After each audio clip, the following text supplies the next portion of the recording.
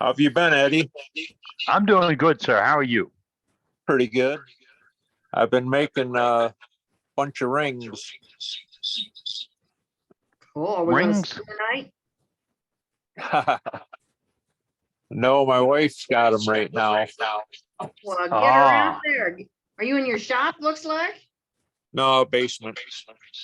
Okay, well, get her down there. We want to see those rings. She got Yeah. a handful of them, does she? No, she's taking a nap upstairs, so I can't get her. Oh, well, she's asleep. You can go take them off of her. Yeah, we like to cause trouble, you know. Oh yeah. We're in. Brenda, are you? Well, I'll let y'all get on your meeting. There, Dane.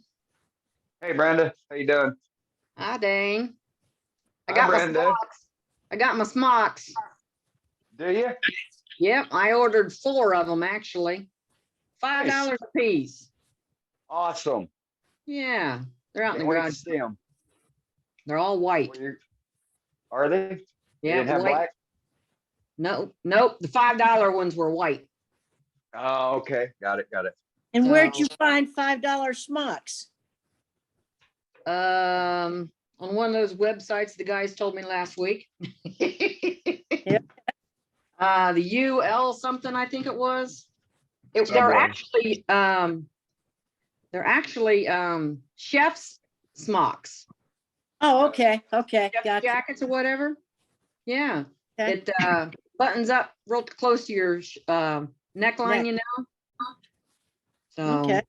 I haven't Is actually that- turned in them yet to see how well they do with the keeping the chips out of my bra, but Does it have a Yeah. pocket? warm too. Does it You're have in a a pocket? canyon. I can hear the Hey, echo. Billy. There's Does it have a Dave. pocket? Is there a pocket in them? Yes, there's a shirt That's pocket and a sleeve pocket. That's awesome. The shirt pocket, you always have some extra shavings if you need them for Yeah, later on. yeah, but it gives me a place to put my glasses at when instead of in my mouth. Pat, right? Hey, Eddie, can you make me a co-host, please? He's gonna Yes, sir. be I'm trying to get listening. there right now. There's about 50 of us now, I think. 39. Wow. No, I mean Yeah. co-hosts.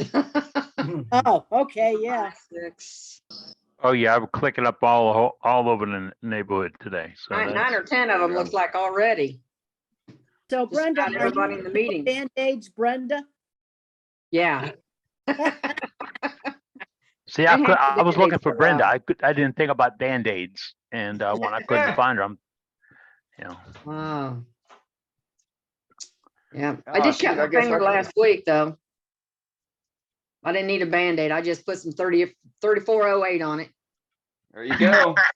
That's the best Band-Aid out there. Yeah, it Duct was just a tape, duct small cut. It wasn't really bleeding, but Duct tape. I didn't do it turning. Actually, I did it with a what was it? A saw. One of them hand saws that's cutting the top of the Those things are sharp. chest pieces. Yeah, they are. Yeah. What's the Worst rook? cut- I was worst cutting cut I the ever spots had. on top of the rook. Cut wood, you know. They're good at cutting wood. Yeah, and I'm thinner than that. somebody dropped the handsaw down to me off a scaffold one day, and I'm pretty stupid. I grabbed it. Wrong place. Worst cut I ever got. Worst cut I ever had. My handsaw. Yep. No, not me. Bench chisel, Mm. marking knife. No, marking knife was the worst one because I had to go to the hospital for the marking knife. Yeah. Jeez. Hey, Dane, are you drying that bowl back there? Yeah, actually I was, but now I can turn it off. Thanks for making a comment. Bench chisel was mine. Was that a bench I thought maybe chisel? you had a ghost in the background. Right, Richard? Dane, who's doing a demo tonight? Who That's is? good. Yeah, who is? Who's doing the demo? Yeah, that's what I asked. Yes. Dane is. Oh, yeah. The person with the most surprised look on their face right now, that's the guy doing the demo. Goodness. Eddie's doing it. Yeah. Yeah. Oh, yeah, right.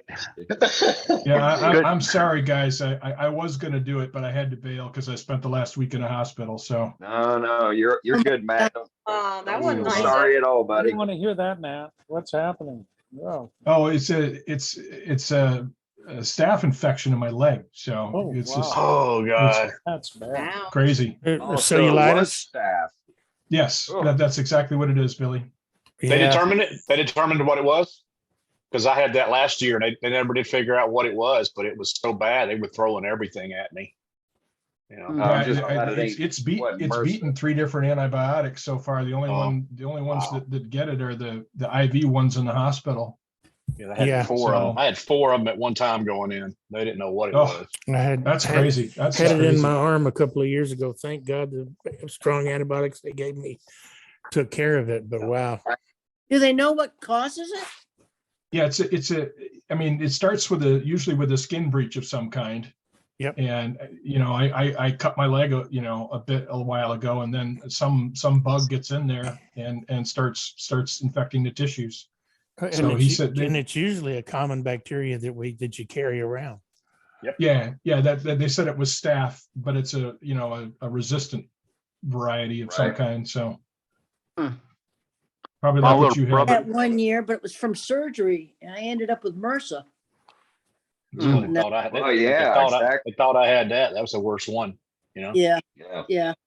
I was on Yeah, the antibiotics. worst part about that really, I mean, aside from the pain, is the fact that I'm just, I got to sit around and do nothing. Yeah. Watch wood turning videos on YouTube. Well, there are worse things. Yeah. You Well, I have come up could with a be couple of forced to watch ideas. golf. Yeah, the I've my come wood up with turning a- videos, that's terrible. Yeah, I have come up with a couple of things I want to do in the shop. So I got some new ideas to try. So, That's and I'm not good. telling you guys till I show you. Yeah, because otherwise somebody will post a YouTube video on it. Yeah, Yeah, oh, yeah. I say he don't trust us. like a potpourri cannon or something like that. No. He don't trust me. Yeah, I know you, Billy. Yeah. I will tell you this. I got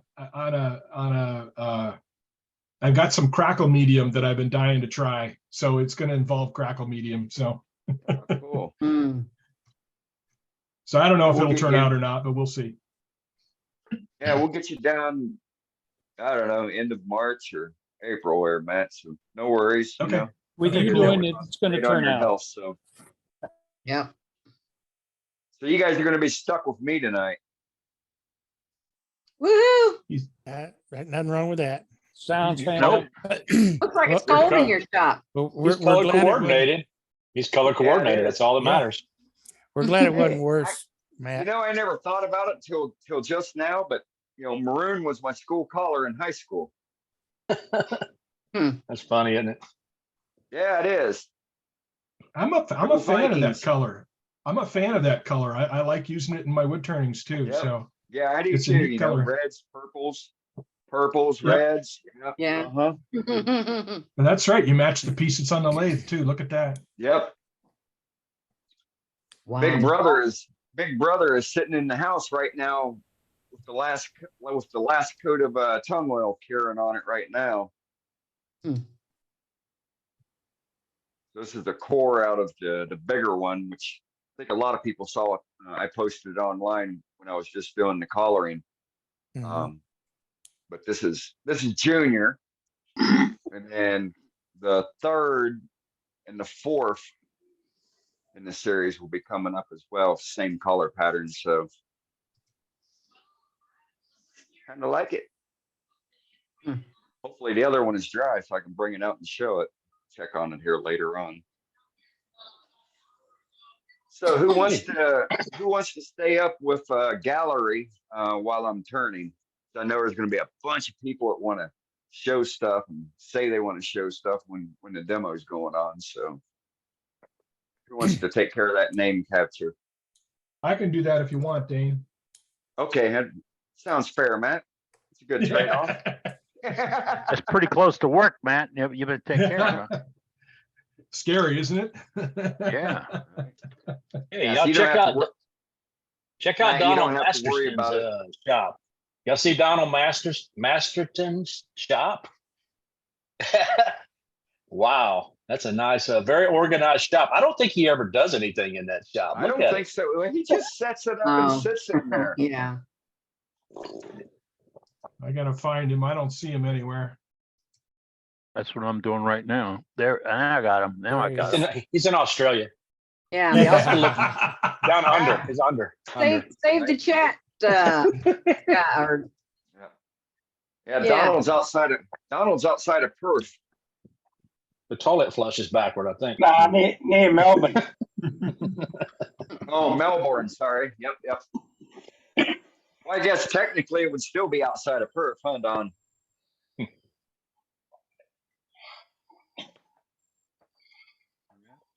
Wow. Oh, I went to Australia just- just to see if those toilets flush backwards. I got surprised.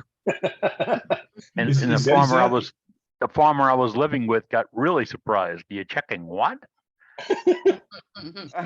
Then once you got there, you couldn't remember which way the ones at home flushed.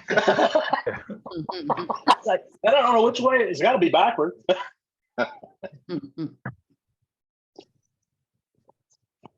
I think that's all a myth, man. I think it, the direction the water enters the draining utensil is a lot more important than which hemisphere you're in. Yeah, you're right. It's a known in a toilet. looky there. It's dry.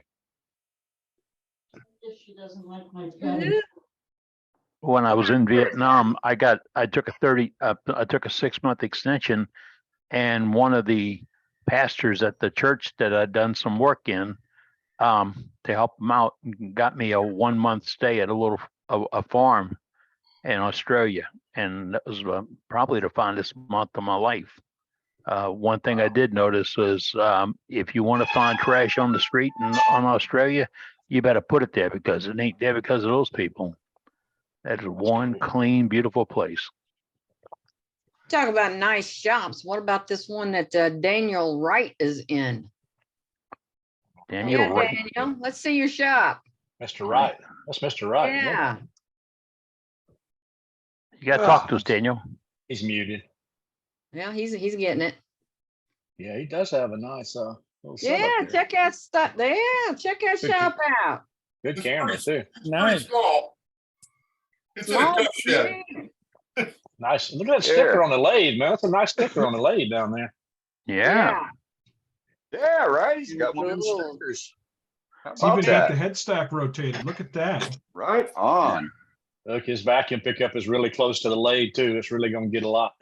Hey, Ain't gonna as the lose kids too would much. say- as the kids would say, let's go. Way to represent. Nice. Socks. Let's My go. goodness.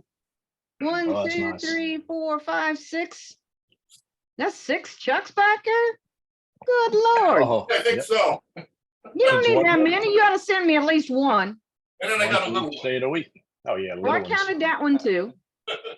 Yeah. And there's one on the lathe. 7 of them there. Oh, that's 8 true. counting the one Yep. on the lathe. One for each day. That's right. Goodness. My So goodness. he doesn't have to change chuck jaws. Yeah. That's I the had whole one the point. other That day, I saves you tried to- 15 minutes every time you want to use a different set of Oh, yeah. jaws. If not more. I tried to put pin jaws on one of mine the other day and the darn thing didn't go on any of them. I spent a half hour for no reason at all. Didn't get nowhere. Years ago at SWAT, Carl Jacobson was pushing somebody's snap-on, snap-off jars for the chucks. I don't remember who makes it now. And he said, you can't beat this. So a couple of days later, I did a video and I said, okay, snap-on, snap-off takes 23 seconds. Unscrewing this chuck and screwing it back on took 21 seconds. I think that beats it. I got a question for what's Daniel? Yeah, That tool rest that you got on the end of your right here. blade there. Yeah, this thing. Yeah, I made that. Yeah, I see that. What I'm trying to pin them. It's All right, like, where's Daniel at? All right, got him. That's sweet, dude. That's a yeah, great it idea. is. And it I- attaches to the lathe, just like your banjo does, and Pivots out Yeah. of the way. clamps got on. Articulating. I saw Articulating. Mark Saleh do that at Johnny Green's house up in Franklin, Louisiana. And I came back the Oh. next day and made one immediately. That is Oh, sweet. I wish I knew where That it is was. nice, yeah. Yeah, I Yeah. don't think I have that kind of room on the end of my lathe. Yeah, you right. only Well, need 4 inches for that thing. Like I said, I don't think I have that kind of room. I used the end of my lathe to turn from. Yep. Got to save the back, man. I'm gonna slide that headstock down. See, he's got his where it doesn't cover up his bag, so when he goes to empty it, he just pivots it out of the way for his vacuum. That's good. Yeah. Yeah, that is good. Yeah. I don't Yeah, think I can space. get to my Yeah, bag yeah, look at anymore. that spinning. Oh, he's got it Go. going on. Oh, yeah, he Very does. nice, very nice. Heck, yeah, Thank you. yeah. Hey, I'm still Nice working on tool those. handle rack. I'm still working on those decals, folks. Loving The it. Worldwide Wood Turners decals. I'm still working on finding a vendor for us on that. I don't speak on the telephone at this time, so I'm doing it all by email. Email. So I'm working on it. And somebody sent me an email about patches the other day, and I'm going to look into that also. But both these items would require some money changing hands. I'm trying to figure out how to do it without having any money going anywhere except buying and shipping. That's it. We don't want to cross the line or get close to crossing the line. Eddie, Hey, that one looks like it's a vinyl graphic there, not really a decal on his, is what it looks like. That's 'Cause what you can see is the on. cover through it. Yeah, you can see the cover through it. Yeah, go to Dane's house. Somebody That's two pop different- up Dane. That's two different things. A decal, printed decal, and a cut decal is two different things. The See one what I've Dane's got, got. Look what Dane's got on his computer, on his The lathe. same one. Yeah. the, So my patch on my smock, my daughter That's had good. made. And then these are the originals. It's like the same as what Daniel had. yeah, mine Yeah, looks like yeah, I that, believe except it's so. black. Yeah, it's- Are they it's printed on a black it's- background, or do they go through and through? No, they are solid white and they are very tricky. So that was the first time I put one on. It's And vinyl graphics. I Vinyl lost, graphics. It is, it's final I graphic. lost a couple of the letters, Yeah, Yep, it's because final of- graphic. how the paper is, because you got to separate it off the onion Mhm. paper and then Transfer with and a then credit make card. sure that you're pressing them down to make sure that it sticks. Right. So that one there that I put on the motor, I knew what to do. And you've got to, I mean, it's not, you can't just peel it off and Mm-mm. stick it on because Nope. it doesn't Right. work that way. You need Yeah, the my backer black paper one- to be, the backer paper needs to be weaker than the actual glue of the vinyl graphic. And Yep. if you Right, get too that's- strong and with that's paper, not- then yeah. Right. And that's hard. not Yeah. the case with, Yeah. and I've got several more, that way, because I got to replace that one because there's too many letters that came off. Yeah, my black one is the same, except you had to put it on the same way. The only Yeah. difference is the black one doesn't say .org, it says .com. Right. Transfer. Yep. Transfer. And I've That's got very- that one. That's the Take it very off. old one. Yeah, Right. But folks, keep in mind the .com we own as well. So if you enter in the address of the .com, it automatically goes to the .org site. So cool. Hey, Captain, Yes, sir. I got a question for Daniel. Right. Go ahead, Daniel. I'm going to take Dane out of the spot, and you Go can ahead. talk to Dane. Go ahead. Go ahead. Daniel, do you like your Harvey lathe? I love it. there we go. I'm looking for a new one and I'm jumping around from a small Powermatic 2014 or the Harvey, or I'm also looking at the Record Power. I looked at that one also. At the time I bought. That would this be one, the you couldn't Coronet get the Herald, record maybe? power. What was that, Daniel? I've been pounding the network for Harvey lathes, for folks that are getting into the, that range of a lathe. And so I've made that recommendation to Scott, and so consequently he's going down that rabbit hole as well. So Daniel, could you talk about the Harvey and what you like about it, and how it's been, and what you don't like about it? Well, the only thing I don't like about it is it doesn't have a spindle lock. And that's a problem sometimes. Everything else I really like about it. I really like the rotating head. I bought the extra bed extension, and then I bought the outboard gizmo that goes on the front, but I've never used it, and I probably never will. You got to watch those guys because their price goes up and down about $500 every couple of weeks. So if anybody's going to buy a Harvey lathe, I'd watch their website and just kind of monitor where their pricing is, and soon you'll be able to figure out what the lowest price is. What's your specs on that lathe? Your swing over the lathe and between centers? It's a 14. It's a 14 by 24, I think, without the bed extension. Right. Okay. And then the bed extension, does it allow you to drop down? So No, you it can doesn't. No, it doesn't do that. It's just purely a bed extension. Okay, got it. Because you don't really need to drop it down because you can rotate the head and turn from the side. Well, true, but keep in mind, when you have a big piece and you've got it rotated out, now it's going to be side heavy. True. So, True. So for the folks that have those rotating headstocks, you really got to be careful on that when you got a big piece. But yeah, I think the Harvey line is from what I've seen, what I've read, users, that had either a Harvey, also, great things about their bandsaw as well. Seems like a solid line. I'll tell you, the thing really exceeded my expectations when I got it. It's got a beautiful finish on it. It came in a wooden box. It was all bolted down in the box, but it was covered in oil. It took me forever to get all the grease off of it. That's good. That's good. That is good, yeah. But and it won't break pain in the ass, but but yeah, at least you ain't got to worry about moisture getting through the metal. So yep. When you turn the headstock, then to turn, where do you put the tool rest?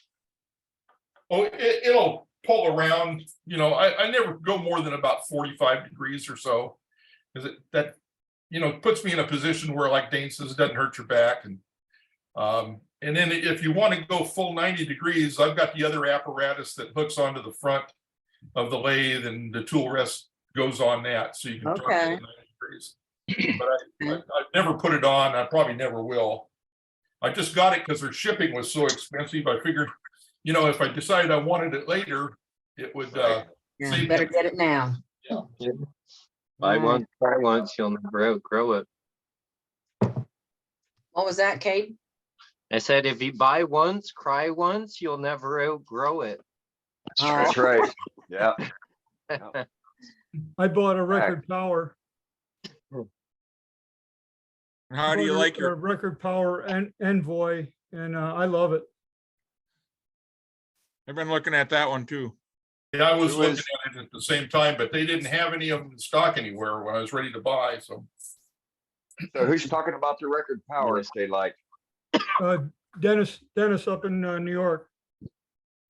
Yes. Dennis I'm Morgan? going to span. Yep, Dennis Morgan. Do you have Everybody your, says Dennis, spotlight him.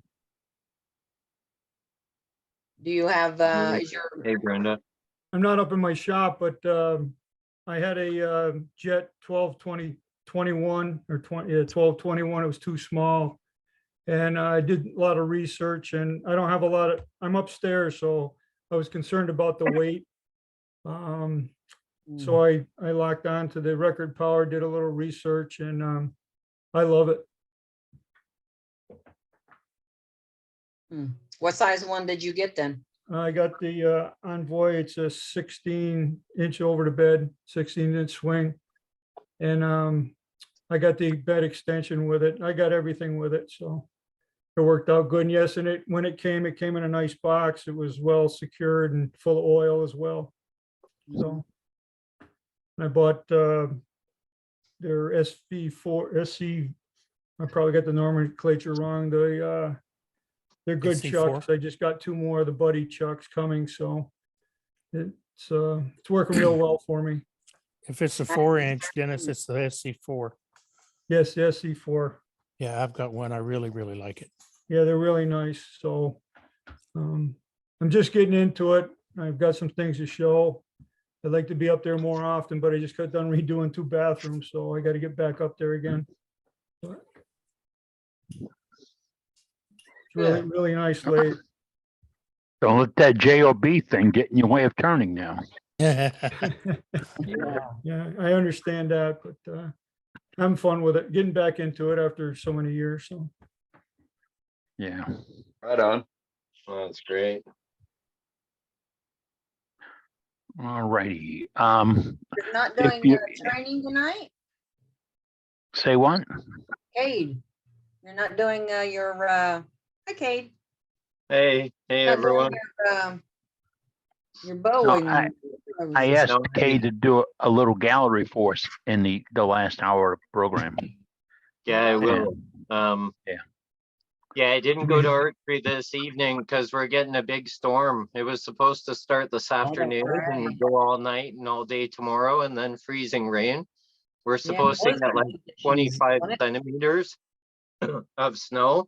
So I went to archery this morning to get my practice in. So I've been home and turning, and I'll have some stuff to show. Good. Yeah, I know. Kate, I'm sending it your way. It's been snowing here since 4 o'clock yesterday afternoon. We got 14 inches on the ground already. Oh, Wow. Nice, Scott. Yeah. I saw you wrote me earlier. I've got about 3/8 inch of an ice right now. So I'm in the middle of an ice storm. So I walked out in my, I walked out to my shop in my muck boots. I walked out to the shop in my muck boots an hour ago, and you can't even see my footprints across the yard. It's snowed that much already. It was 77 here today. Yeah, I shouldn't jump in this. It was 84 degrees in New Orleans. We're supposed to have that tomorrow. Yeah. that's all right. We're gonna send the cold weather down for you guys too. You just wait. And No, for the next week, they think we're gonna break records for the next week. Yeah, All in the my air 80s. conditioner's been running already today. And I forgot to mention, we got 40-mile-an-hour winds to go with this heavy snow. Yeah. That's no fun, Scott. That's almost worse. Yeah, Yeah. we can't see the neighbor's house across the street. I'm 50 feet or 75 feet from my house, and I can barely see it out my shop windows. On a Wow. good note, there might be some trees coming down, get us some free wood. Yeah. Other end, Right. might have some I've power. we've already had horrendous got some decent oak branches in the backyard. So yep. Hey, Eddie, can you send me Down back 4 up as blocks from co-host? me. I got booted out. No, You're in. Oh, okay. I'm sorry. I see you now. You're coming I back got in booted out again. For some reason. We had a tree come down 4 blocks from me about 2 weeks ago, and it's still laying there. I stopped. Go and get looked it. at it though. We've had the most violent winds for the last, well, it stopped about 2 hours ago, but for the last 13 years, the worst winds and gusting that I've ever experienced since living here. It was blowing like crazy here today. We got a little rain today. I was waiting for the temperature to drop some more and drop some more snow. You guys can keep that snow. I gotta find my shorts tomorrow. Well, it was blowing east, so it's headed y'all's way. I want it. Yeah, we're gonna get hit double whammy because it's coming up from the States, and then another one's coming across Canada from the west. So we'll get hit twice. I saw that, Kate. Yeah. Hey, a little while ago, Brenda was talking about the smock she's received, and those details are in the chat tonight. So, Oh, in the words of Donald Masterson, save the chat. did you get it already? You ordered it Yeah. last week when we were talking? Yeah, I've had it for 2 days now. Oh, sweet. That's good Yeah. shipping. Yep. Yeah, I put the link in chat earlier. No, actually, the one you put in there was not the one I got them from. Oh, no? Yeah, let's see, you put in Yeah, I put in all allheart.com. heart. No, Yeah. I actually found them at Uncommon Threads Chef Apparel. Okay, I don't think that was Right. one of the ones. But okay, right on. That one. Yeah, Put it in the chat. Put it in the chat. I did. I did. It's Okay. in there. Right on. Now, is it sexy like that black one that we were looking at?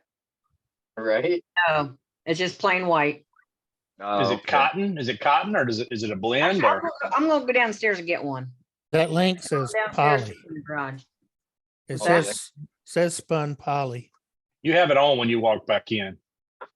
The Yeah. back of it, back of it is actually the back probably shows With a hat. We do health reports, weather reports, now a fashion show. Yeah, we want the hat and the smock.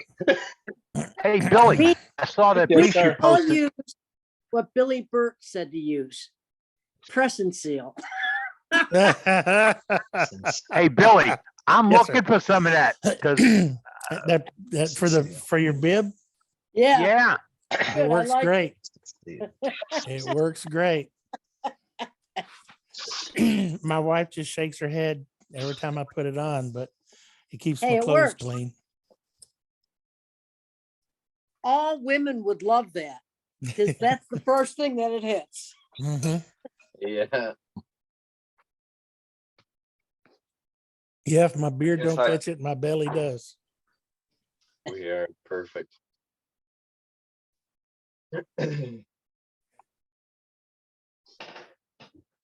got a couple of folks, Matt, that have some things to show. Do you have them have them up? Yeah, let's go to Scott here right now. Let's see. Scott, talk to us. Yeah. So I have a modification to the circle cutting jig. So I'll show that here. I'll move my camera so you can see it.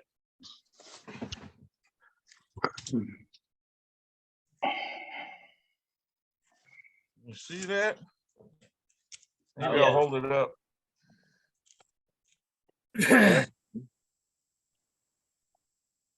Oh. Yeah, what are we looking Light's at? washing it out.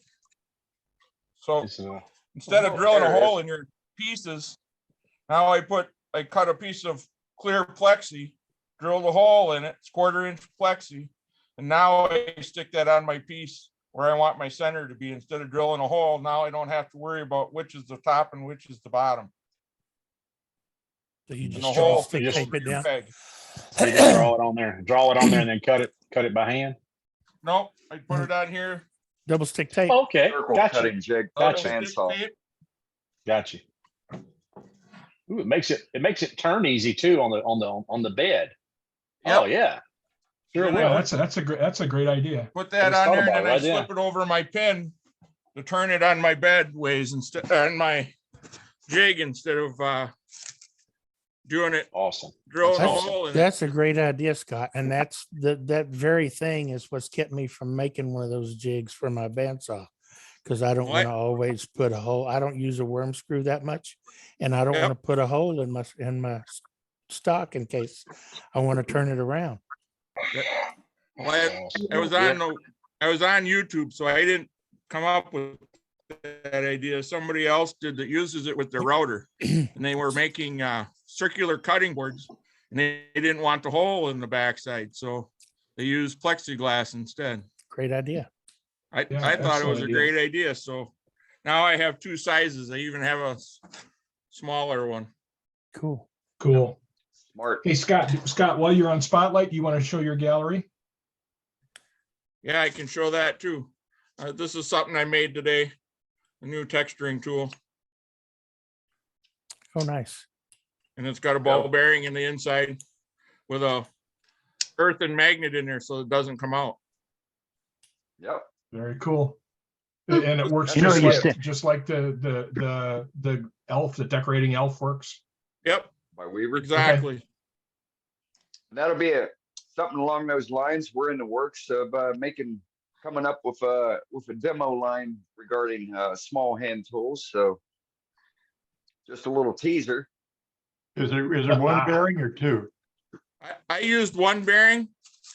The only thing I would do different is I put this one in just a little too far. Yeah. And leave it out a little closer to the end. Nice. This was an experiment, so the next one will be modified. And you could put your sanding pad in that same port. Yep. It's a 1/4 inch port, and you can use it for a surface sander. Angled straight, you can do bottom plates and platters in the outsides of bowls. And if you build one on an angle, you can do the inside. When I was building them and selling the parts, I was using a bushing instead of a bearing, because you just needed to move a little bit. And I'd put some of that T9 spray in a bushing, and man, you can just touch it with your finger to spin round, round, round. That's a self-propelled sander. Yep. And I'm even going to make an 1/8 inch one that uses Dremel burrs. That's cool. I found bearings that fit Dremel burrs Excellent. on Amazon. They're cheap. Damn. Should we do some more gallery, Eddie? Yes, sir. Go to it. That's all I All got, right. Matt. All right, thanks, Scott. Nice work. You could always put that on the bandsaw or something and take off that 1/4 inch or so on the top. Yeah. Yep. Or back Okay. on the lathe. Who wants to bet he'll hit that bearing with the blade? Who's in on this? I bet I don't. Because I'll Bet he mark it don't. before I do that. Bet he don't. No, All right, I let's trust go him. to I think Dennis. he'll be good. Yeah, my money's You on ready? Scott not hitting the blade. That was Yeah. Dave. We're gonna go with Dave. Dave is next. Oh, Dave okay, can, Oh, okay, sorry. I'm here. And according to the, show us your bottom. I think I'll show you the top first. right there. Yeah, very nice. Pretty. Very nice. Looks good. And That black This is- walnut. yes, and this is my bottom, which is That's maple. Very nice. Not very fancy, Nice. but Nice. Ooh, it pops. Yes. Nice. Yeah. That's, and I That's tried to get the line right, and I almost made it no, it looks great. M&Ms. pretty close. It needs some M&Ms inside there. Yeah, looks great, Yeah. Dave. And then I did a maple bowl. This little Nice. simple Pretty bowl. wood. Really nice That's bowl, really but pretty. pretty wood. Oh, nice bottom Hey. too. Yeah, well, this is a tree that was in my front yard until last year. And now my wife is using it for target practice for her car. Uh-oh. Cost us $2,500 last week. Ow. Oh, my goodness. You Oh, win my- some, you lose some, I guess. Yep. Oh, man. That's it for me Okay. this So week. next up, we've got Dennis Morgan. Well, this was There the you go, first Dennis. box that I made. I don't know if you can see it. I glued up some cherry and some walnut. And the finial on top was some elm I got out of the swamp next door. Back it up a So, little bit. like I said, I've never made one before. There's the bottom. Nice. Nice. And it's got a little pop to it, but not as tight as I'd like, but I it's, heard it. for the first one, I did pretty good, I think. Nice. Great. Looks Very good, nice. Dennis. Now, and I do have a question. Does everybody leave the tenons on or do you take them off? I'm not really sure how that's supposed to work. It depends on Ours what is you're trying to separate. do. It depends on what you're trying to do. I mean, it's equally viable to take it off or to leave it on. Like say, for instance, you want to put a little foot on the bottom of your bowl and lift a bowl off the table. You know, say you've got a shape that looks like, let me do this. Let me go add spotlight. So let's say your bowl is shaped like this and you want it above the table and you see you got a little foot on the bottom, then you can use your tenon to make that little foot on the bottom of your bowl. Or otherwise you can just take it off. So either one works. So you'll see them both tonight. The box that was it Scott who just showed a box or whoever was, I don't remember anymore. But It was David Kingsley. The bottom of his box was very nice too, and I'm sure he used a tenon to hollow it with, so that works too. He just took it off. So it depends on what you're trying to do. So Okay. Well, I made, and here's another bowl out of a piece of oak, 2 pieces of oak. I glued up. Nice.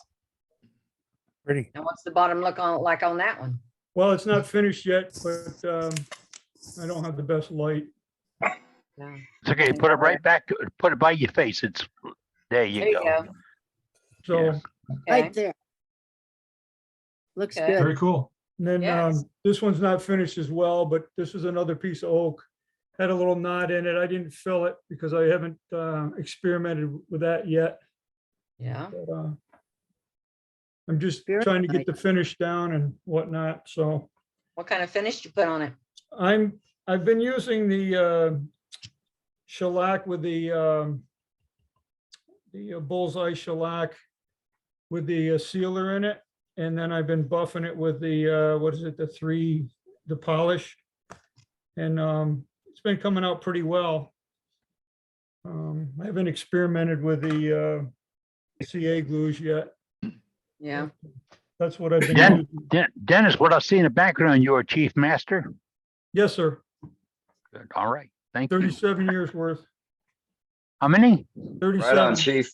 Thank you for your Yeah. service, chief. Oh, you're Thank you. welcome. Wow. Yes, thank you. Welcome, and thank you for your service for all the veterans out there. Appreciate all your. Absolutely. time. Right on. Some Keep at it, obvious. dude. Thank you very much. Thank you for your service also, Dennis. Next Yeah, up, we got Thank My you. Billy pleasure. Burke. Uh-oh. Uh-oh. Uh-oh. Somebody let this guy in the house. Well, Yeah, you've been busy this week. I have been busy this week. I've got a couple. Cooking chili. What? He's probably been cooking chili. No. This is the little brother. Remember that hollow crotch that I turned in or tried to turn into a heart-shaped bowl that I showed last week with the show me your crotch thing? Well, this is the other half of it. Unfortunately, there wasn't much left because it was so hollow that there wasn't a very big piece to turn. But I was able to salvage this little 4 7/8 inch chunk and made a That is nice little cute. dish. And there's my bottom. It's upside down, Billy. It's got my logo coin glued in the bottom. Upside So down. I did not use a mortise or tenon, either one on this. I had a nice, I turned it while I was rough turning it. I turned it flat and glued it using 2 pieces of brown paper. And that's been holding for me fairly well. So I just glue it on a waste block. And when I get ready, I'll just pry it off and finish the bottom, and it works great. This one did come off of the brown paper though, one time, and I've never had one do that before. That was kind of a surprise, but I wasn't turning very fast, and I was wearing my face shield, and it is, if you watch the video, you see it just plop up and land on my arm. So it was no big deal. You use 2 pieces, you use 2 pieces of brown paper? I do. The brown paper I have is really thin. Oh, okay. And it's not like your thicker brown paper bag, or I would just use 1 layer. Yeah. Okay. It's really thin. They use it for wrapping stuff that you get from Amazon sometimes. It's thicker than tissue paper, but probably about the same as a traditional piece of writing paper. So I just use 2 layers to make sure. And I was confused about what we were supposed to be showing tonight. So I'm going to show you the bottom of my crotch. It's Turn upside it over. We want to see the bottom and right ornamentation. Oh, look at that. to you. So Pull it back. oh yeah, there it is. There. I don't know if you can see the texturing. Yep. Yes. Yeah. Yeah, we can see it. Yeah. Yeah. I used a I used Ron Brown's Best texturing tool for that. This was a piece that I originally turned as spalted maple from a tree in the house we lived in Ohio. And I originally turned it, it was really lumpy. It was shaped about like this and had a large piece down here. And I put a little bitty dish up in the top, and I never really liked it. So I took it back down to the lathe this week and I reworked it, made the dish significantly larger, cut some of the bottom off, or turned it off actually, One of the cool things, this was a crotch as well, a limb here, the rest of it going this way. And one of the cool things about it is right here looks like, if you look at it in the right light, it looks just like a weld that a welder would make in steel. It's got that striation in it that's really cool. And it carries on down into the dish. You can see that stripe there. Yeah, that's what I can Oh, see. very cool. I love Mighty that Dan. stripe when you get it. And- Very nice. And then when you turn it over, it continues again right down through here. Wow. Yeah. Cool. That looks And Oh, those eyes. it's got some really pretty character and That does. spalting and I just really liked it. So I'm really happy with it. Very nice. Thank Very you. nice, Good, Billy. Billy. You should be happy. Right. Next up is we got Jim Duxbury. Glad you made it back in, Jim. Yeah, I made it. Let's see, I'm gonna do a screen share here.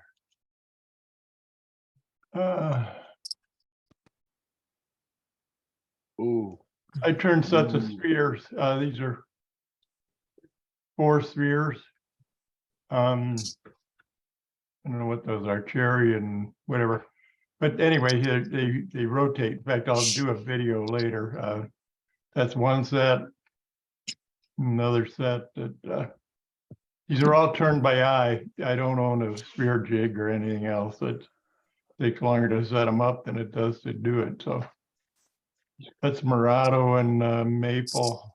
They look great. Wow. They Very spin nice. really- They got to be almost perfect size and perfect round.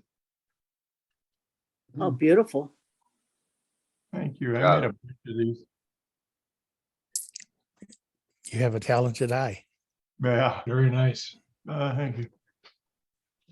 Oh, that's pretty. And there's Yeah, I like that one. Wangi and maple. Yeah, Wing. Yeah. Yeah. What I figured. Now I got to stop share and I got to go to, how do we get out of this? Damn it. Thought I had this worked out, but it didn't work.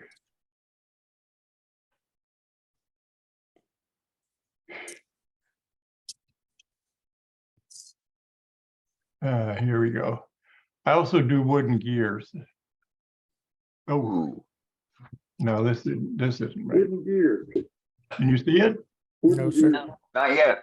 Not yet. Gotta do the screen share. Wait a minute. I gotta do screen share. No. As soon as I do screen share, the thing goes away. Wait a minute. I gotta start this and then stop it, right? Wooden gears. Gotta stop it. I'm under pressure now. Should we move on and come worries. back to you? Jim? Come on, come on, come on, come on, come on. It should be right Okay. here. Open it first and then Oh, it's share there. it. Right? I did it. I opened it. You're not doing the screen share. You're still on camera. So just do share screen and go to it. Go ahead, do something else. Okay. something Next else. up, you might regret that. Next up is Doug Rowe.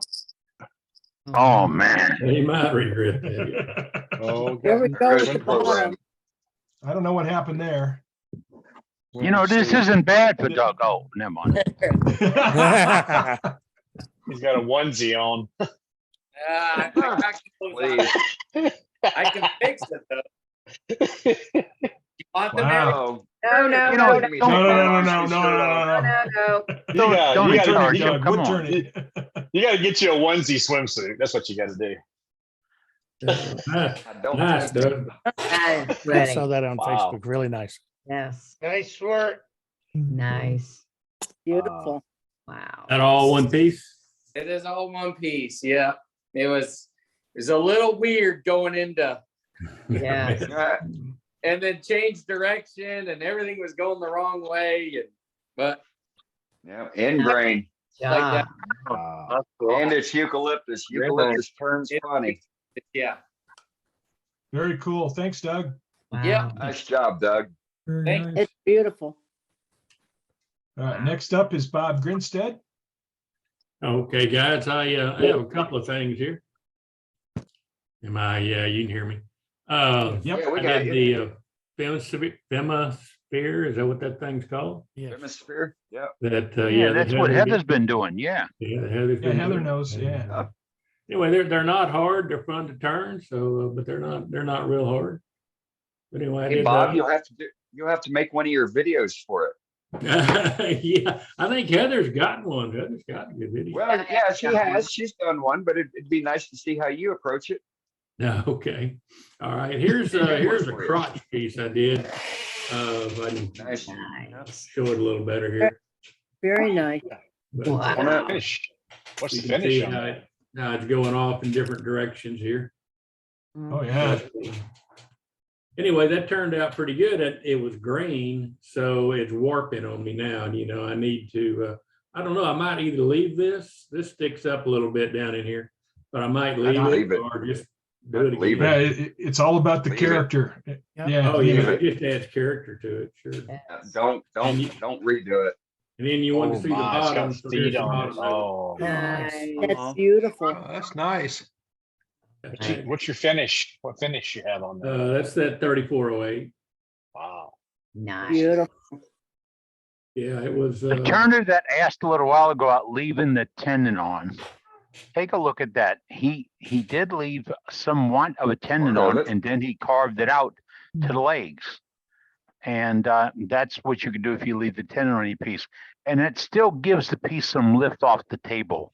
If you don't want to see the bowl hugging the table, it'll give it a little bit of lift and accent the profile. So. Yep. Very I have a nicely dumb executed. question, Very Bob. nice. Very nice.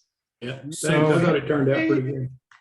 So how did you do the finish, the Parfex finish on those feet without spinning it to apply it?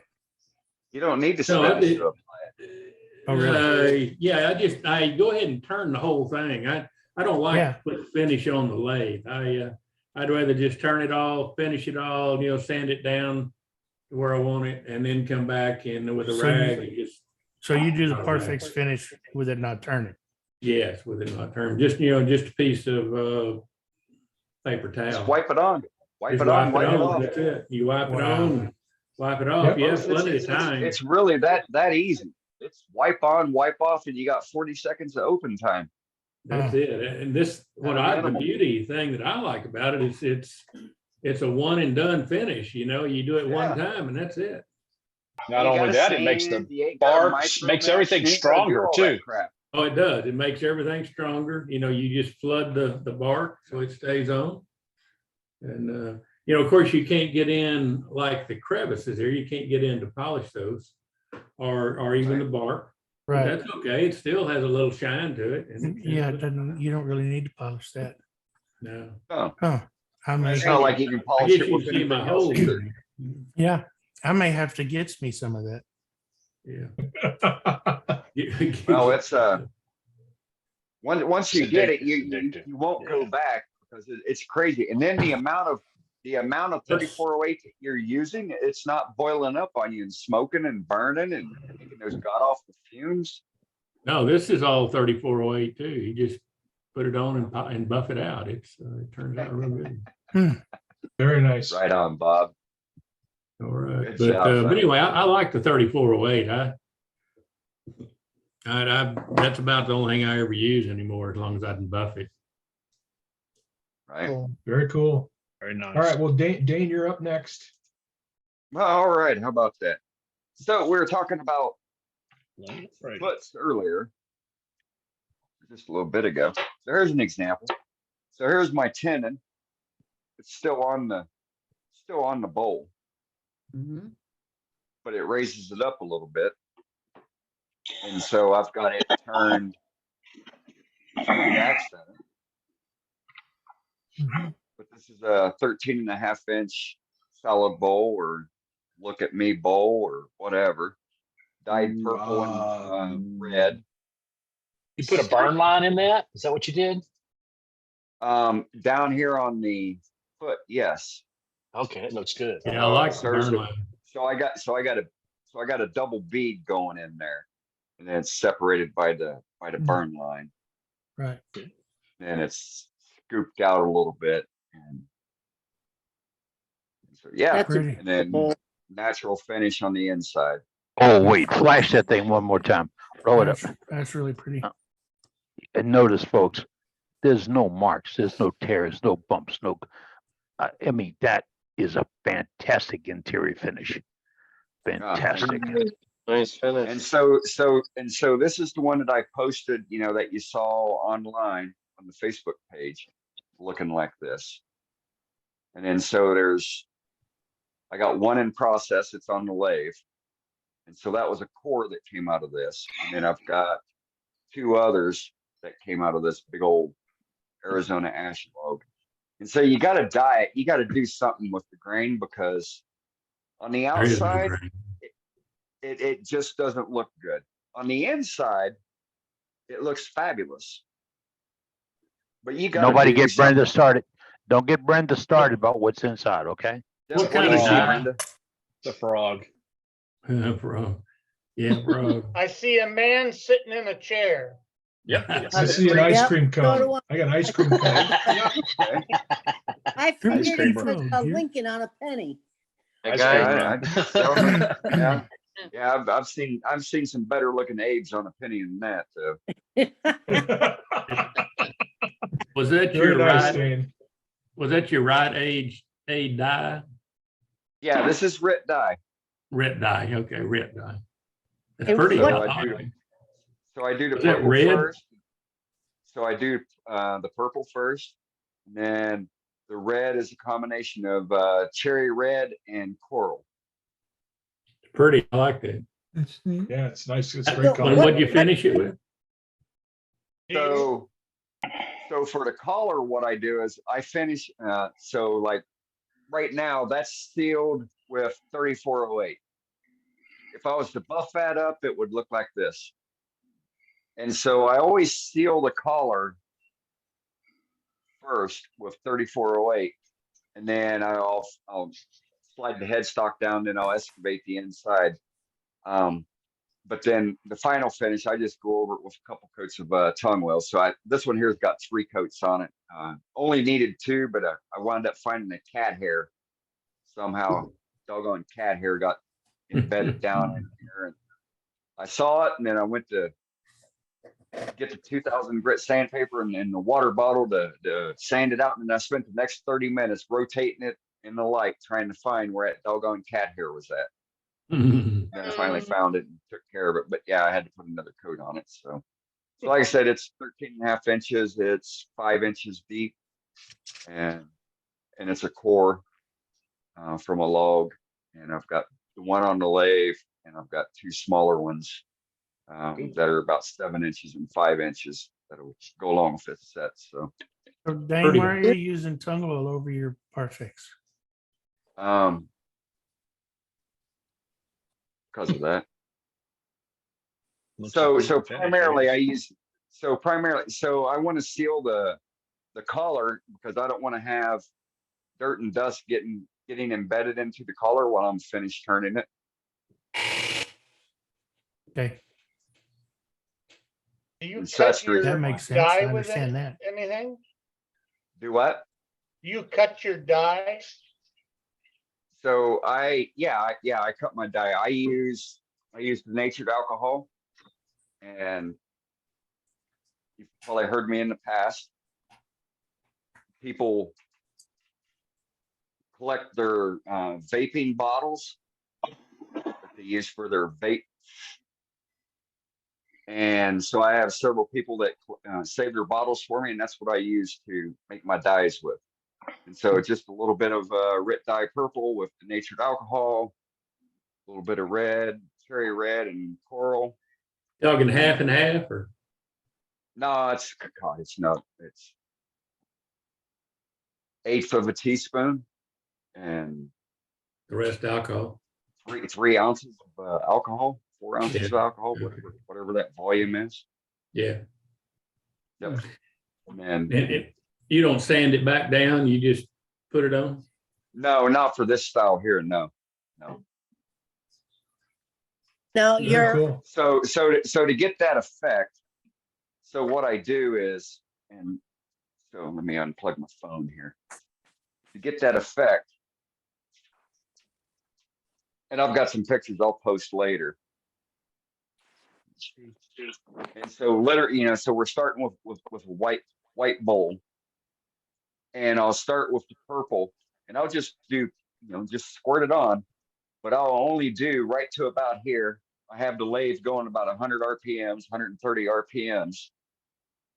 And the dye will work its way up, but it'll, you just do a little bit and it will stay at the Starts halfway feathering out the point, dye. but at the same time, it'll feather up based Oh, on, because the based on motion the of the wood lathe grain. is, Right. motion of the Yes. lathe is, motion of the Centripetal lathe is force. what's, Well, and most of Correct. it's already That's- soaked in at the base. That's what's driving it up. Well, no, it's got a good bit there, and I'll put 3-4 coats on there. And just let it, let the darker color do what it's aimed to do. And then the lighter color, I'll start, from the center point up and just let it soak in. And so you can see here on the front, you can see how far that stuff soaks in. Mhm. And so there's no finish here. so you can't get But too it's- thin with that, or you'll start seeing color, right? Correct. Okay. Yeah, if All I right, get that's anything interesting. if I get anything less than 1/8 of an inch, I'll start having bleed through. Yeah, especially on the Got end. it. Got it. Okay. Now, But the inside- RIT dye does really well that I've found, and you can really control it, and it doesn't take a lot of the actual dye coming from the bottle. I've been using these bottles for probably 6-7 years, and they're both a bed up here. Mhm. So, and they're cheap, real cheap. Yep. $5-6 at the grocery store, Kroger's. what's So, your Sue, you finish? had a question? bowl? Sue, did you have a question? Yeah, what's your finish on the inside of the bowl? Just tongue oil? Yes, just tongue oil. Okay. All right, great. Thanks a lot, Dane. Next on. up is, Very nice. next up is Tom Kenny. Thanks, Billy. Hey, Tom. Okay. Hi. First piece I wanted to show was a piece of camphor that I bleached. And I went through several different trials for signing my pieces. I tried pyrography pen, and then someone said, oh, you got to get these micron markers, and yeah, they work too, but my penmanship is not that great, and when you're trying to sign on the small bottom, you've got no support, and it's a little difficult. And then you can't quite see it, but I then got a laser, so now pretty much everything gets laser engraved. And this one, someone asked earlier about how to finish the bottom. This one, I turned the tenon completely off. The next piece is a piece of cherry. And I like kind that. of left the a bit of the tenon. And then again, it was. That's a nice shape on that one. Yeah, Thank very you. nice. Yeah. This Pretty is piece. my attempt at OG, and that's a work in progress. It's the professionals make it look very easy to do an OG. They just cut, and it's there. And but again, this time I laser engraved, and the last piece I did show this prior. We were lucky to get Nick Agar to come do a demo for our club, and he showed how to do this. So this will be my show and tell piece for our next meeting. But again, on the back, I left a little bit of the recess. It's rare that I use a recess. Most of the time I use a tenon, but in this case I used a recess, but I did turn it down to kind of camouflage it a little bit. And again, that's my attempt at the OG shape. I like that OG a I lot. like that. Yeah, it looks good. Yes. Thank you. Good. I like that texturing too and Great. coloring. Yes. job. Again, the professionals make it look so easy. It's not quite that easy. but it is fun, and I'm going to try some more of it. And these were using those Mampa triangular shaped cutters and a micromotor. So if you haven't tried to give it a try, it's fun. What kind of laser engraver do you have? It's a Ortur diode laser, and it was not terribly expensive. And if I can make this camera, I don't know if you can see, I've got a table in there. it's actually a rack from a pizza shop that went out of business, and I can move that bottom board up and down for my horse adjustment, and then use the labs jack for my fine adjustment to get it in focus. That's a great idea. Thanks, Tom. Thank you. And that's it for tonight. All right, thanks, Tom. Thank you. Next up is Howard King. He's not there. Oh, there he is. There he is. There I am. About three weeks ago, my youngest granddaughter had a serious 4-hour operation, and she came through flying real good, and she's real artistic.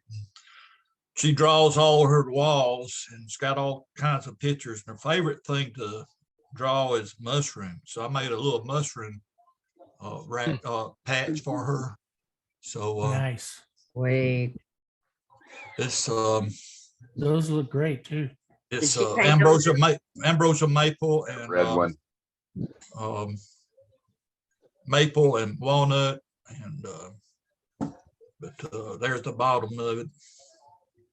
It's just a block of walnut, and I try to rough it up some, make it look more rustic. That's awesome, really. Yes. So anyway, Good job, Howard. That's Very nice. nice. Hey, if Howard. you don't like that red one, you can send it to me. And I'll take the rest. all of these were turned one piece except this one.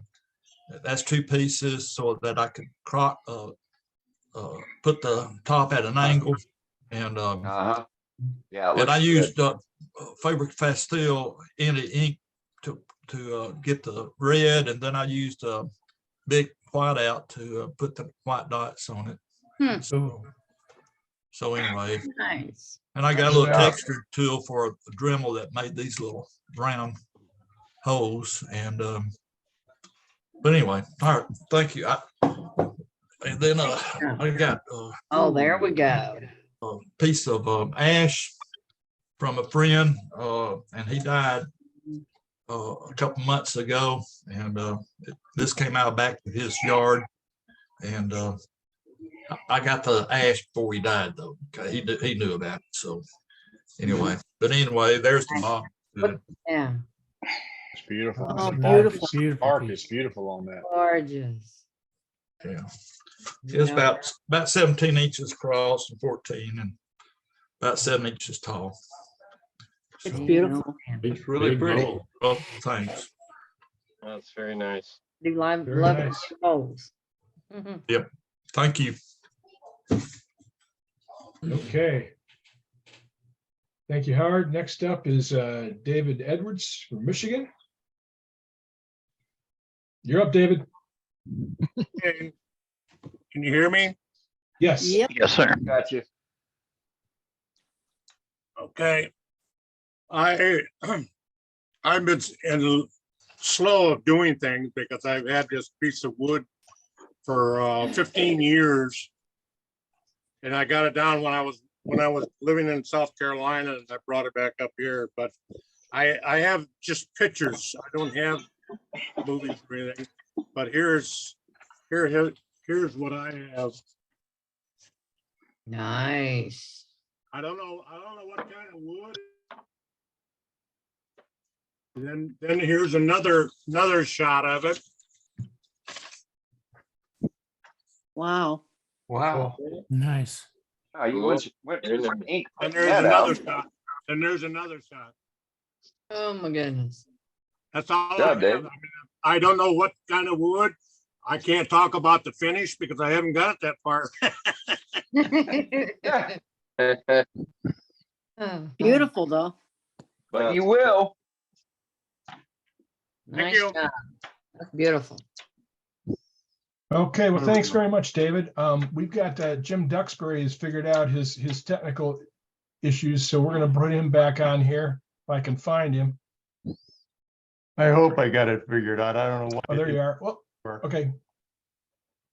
Ooh, ah. I talked about gears before and I talked about balls and things. This is the video. Wooden gears. Wooden gears what do can you be use them drawn for? by hand, but computer What do you use them for? I'll show you in a minute. Don't draw much faster. don't get ahead of the Once you've got this presentation. thing drawn on the computer, you print it out. Process. Wait, let me start up. Wooden gears. Wooden gears can be drawn by hand, but computer programs now draw them much faster. Once you get this thing drawn on a computer, you print it out. Printers have a way of expanding and contracting things, and sometimes they print out a little bit oval. When two ovals come together, they don't work so well. So before you do this, you find your center, turn the outside to the dimension you want, and swing an arc, a minor arc on the inside, so that when you cut these, you can cut it to the pattern or the drawing, but make sure you've got the OD and the ID circular so that they work nice. These are 2 for 1. This is a 9-tooth, this is 18-tooth. I use them for all kinds of things. If they fit precision, they don't make any noise. They're pretty silent. If you leave a little slop in here, as one leaves the other one, there's a little slippage in there, and it makes a click. And in some cases, I like gears that click. So I space this out a little bit so that you get clicking. Lots of fun. Everybody knows square gears don't work, and unless you're real strong. But if you do it right, square gears actually work. Wow. This is kind of a crude set of square gears. These are done by eye and on a scroll saw like the other. But actually, it would have some use. At this point, this radius here is longer than that. So this would be fast. This would push this faster. At this point, the radius is shorter and this is longer. So this would give more torque. This is shorter on the drive side and longer on this side. So it would give more torque. So if you had an assembly line somewhere that needed a little bit of torque, a little bit more torque to punch something or move something or whatever, it might come in handy. You can make gears in all different shapes and sizes. Just no end to the fun. Now I'll show you what I use these for. I hope. This is my version of a timepiece used in a Leonardo da Vinci clock back in the 1400s. Were you there when you made that? Was he there? Yeah. In those days, but it doesn't keep time worth a hoot. It's fun to watch. It is fun to watch. Keeps terrible time. It doesn't keep time at all. It's terrible. But you could, but it's mesmerizing. First off, Leonardo da Vinci is one of my idol. I could spend days talking about him. This is before they came up with, they knew the virtues of a pendulum. And to make a clock, there was no way to make an escapement. They didn't know how to do that.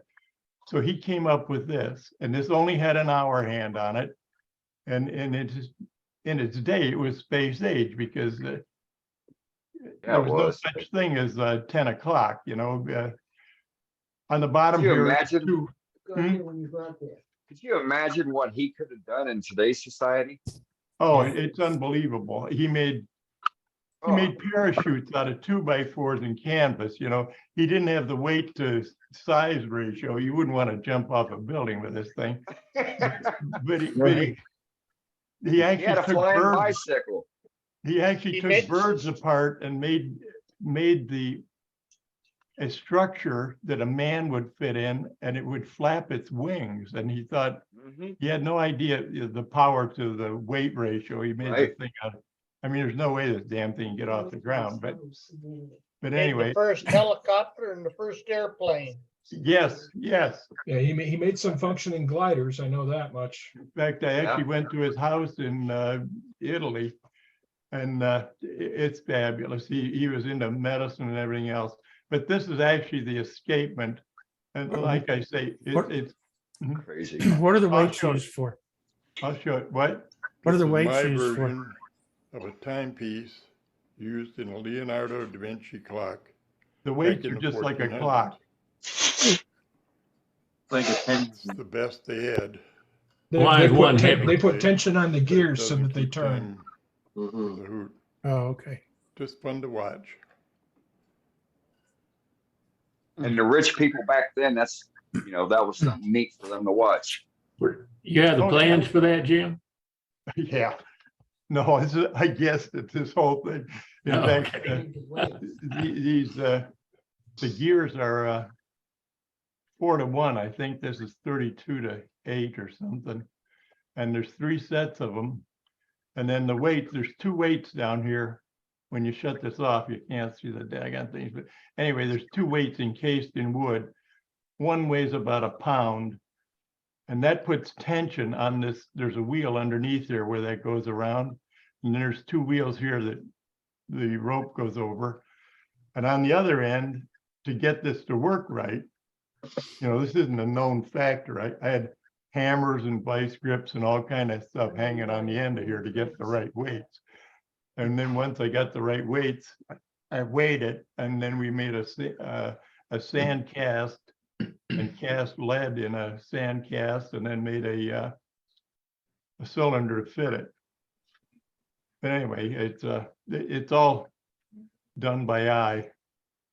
I can That's tell you good. how to That's do it nice. or send pictures, but the next one is a set of balls. Yeah. This is what I showed you before. Yeah, I wondered how they spun.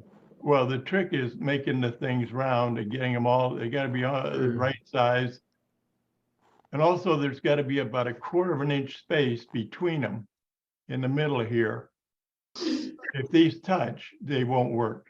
So the race has to be, I draw this I was wondering what the ball. and then I fine tune the race, but it's Pretty neat. I thought it was just Huh? something to look at. And I didn't realize that there's something in the middle of that. There's a hump in the middle, yeah. That's to keep them But apart. that's just because I'm too lazy to take it out. Oh, okay. So the ball on top keeps them apart, sure. Or design. I've sold a bunch of these. In fact, one of the guys came over, he says, I got to tell you, well, first off, he looked at them at a craft show for, I don't know how many, 2 days he looked at these things, came walking in and out. Finally, he says, I got to buy these things. So about a year later, I was doing another show and I see him come in the door. He comes straight across the room right at me. I thought, oh my God, the ball's broke, or, who knows what happens to a block of wood. And he says, I got to tell you, those things are classic. My neighbor now comes over and he doesn't even talk to me. He comes in and he spins these balls and then he goes home. He says, the kids are fighting over him. He put them in his will. But anyway, that's, I've made, I don't know how many sets of these now, but they're just fun to do. I've got a huge set that's 9-inch balls, but they're too damn big. You can't lift them. Anyway, that's it for me. Sorry it took so long to do that. But It was Thanks great. a lot, Jim. Thank you. Always amazing. Thanks, Jim. Jim. Always. Yeah, nice. Mesmerizing. Okay, so next up is Robert Clark. Okay. Can you unmute yourself? I want to show Robert? you. Here we go. Yeah, there we go. I want to show you my gears, but I cheated. I'm building a clock And the only reason I'm showing you these is because he just showed you this. Kind of been on my bucket list to build a wooden geared clock, and I'm really no good at cutting gears. So I got a CNC machine and I cut these, so I cheated a little bit. Fabulous. So, anyway, it's kind of a lot of fun. You sit there and you watch the machine go, and it's like an idiot's delight. You just sit there and the thing goes away. Anyway, I haven't even sanded these, so that's Wow. I was starting to build this clock, and then Christmas came, and I was making Christmas gifts, and then I was doing other things, and I hopefully next week can get back on the clock. But the reason I popped in was I made this bowl. A friend of mine dropped off a bunch of logs at my house, and he said he thought it was mesquite. And the part of the desert I live in, mesquite doesn't grow, so I don't think it's mesquite. But it's been sitting out in the desert for about 8 years, and everybody that's ever turned anything knows when something that's dry, it just tends to want to explode. And this was no exception, because it was a big thing when I started, and it ended up this size. Built a little pedestal on it, and finished it with lacquer and sanding sealer, and then I buffed it. But if anybody, I thought maybe it was elm, but it seems harder than elm, so I don't know. Where are you at, Robert? Doesn't I'm look in like the- elm to me.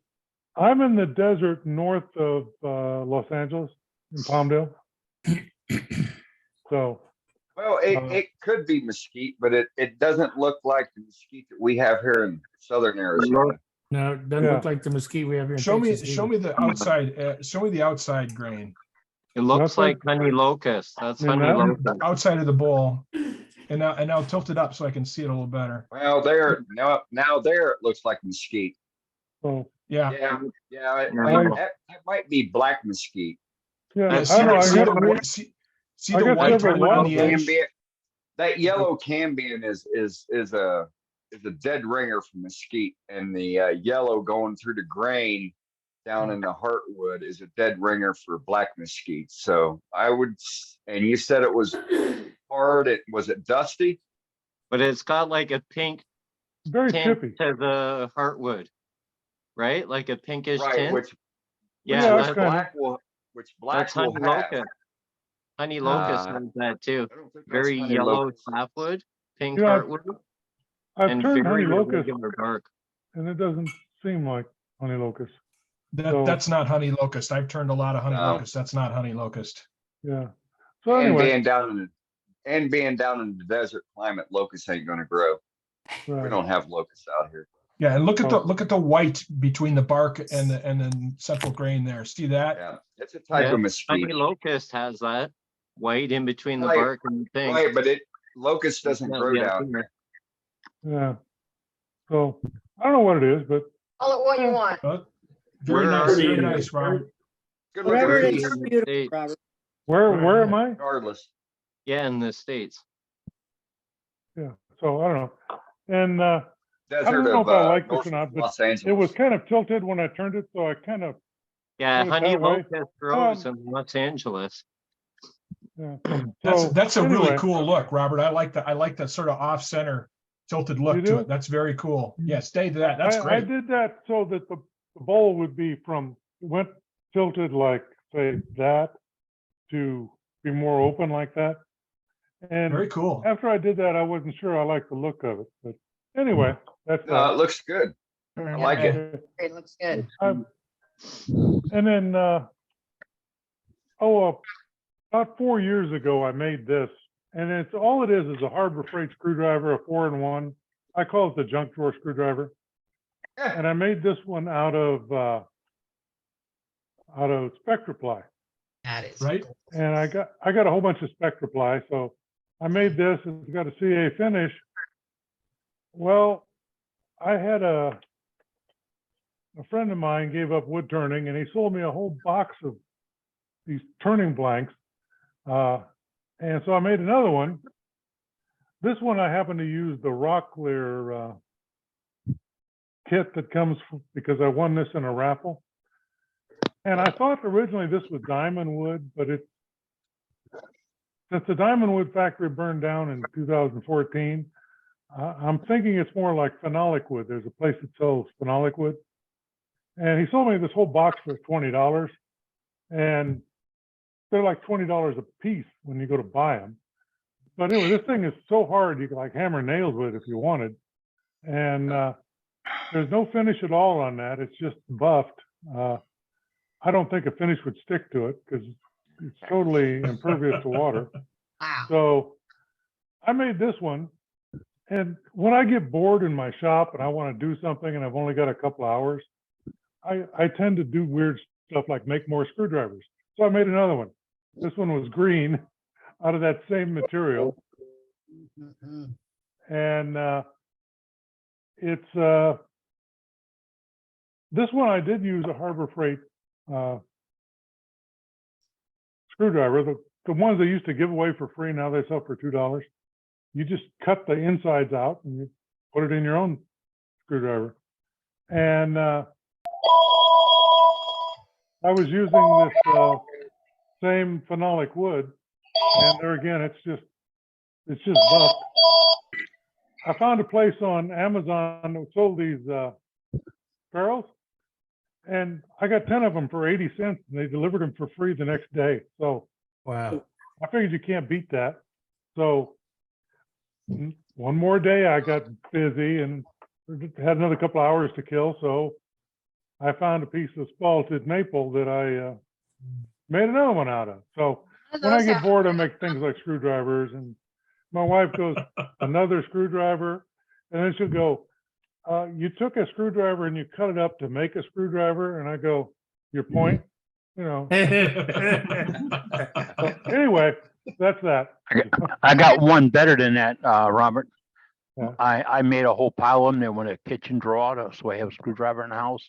And my wife, I told her go get a plus minus, which is a flat straightener. She came back. She says everyone in it's a Phillips. Why you made them all Phillips? It was a learning thing to show the little tip came out and went back in. I call this the junk drawer screwdriver. So Nice junk drawer. I generally give them to all my kids, their spouses, every relative at Christmas. Here's a screwdriver. Pretty soon I'm gonna run out of people to give screwdrivers to. Take one. Hey, Robert, I'm still back on the gears. Okay. Are they made out of one piece of wood? Yeah. This timing gear is made out of, this one's made out of hickory. And the other one is made out of maple. And I've got some made out of whatever. The reason they don't make them out of one piece of wood is because wood expands and contracts when the weather changes. Yeah. Well, fortunately, I live in a place where it's always hot. Well, that's great. It's always dry, except right now it's snowing. So. Well, don't send Robert, you got 86 people online that you could make screwdrivers for. Yeah, that's right. I'll take one. I could do a demo. No, there's 87. Don't count me out. Don't count me out. There's 87 of us. Did you hear that, Dane? He said he would do a demo. I can do a demo on that. Well, outstanding, Robert. So Sign him up. Okay. All right, so I got one more person in gallery, or we can go to the demo. What do y'all want to do? Let's do one more gallery, then safety Sue, and then the demo. All right. Birdhouse. Oh Bob. no, it was Well, him. How's everybody doing tonight? Oh, it's Good, Birdhouse Bob. Bob. Good, Bob. How are It you? wouldn't be Bobby. it wouldn't be right to have a meeting and not have a birdhouse. So this one Oh, I like it. out Another of hand. ash, and then I dyed it burgundy, and then put liming wax on it, Back it up. and then Nice. the trunk part. This is deer antler, and Cute. Wow. sort of Those a are so whimsical cool. one. And then I've got a walnut bow that I made here. That this is the bottom of it.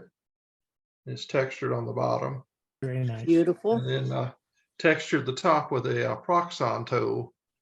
and then painted it with Joe Sonia iridescent paints. And, Very nice. Then finished it with 3 coats of Minwax antique oil. No, it Very turned out pretty. pretty good. Turned out Nice. beautiful. Looks great. I I love like that bottom too. Sort of.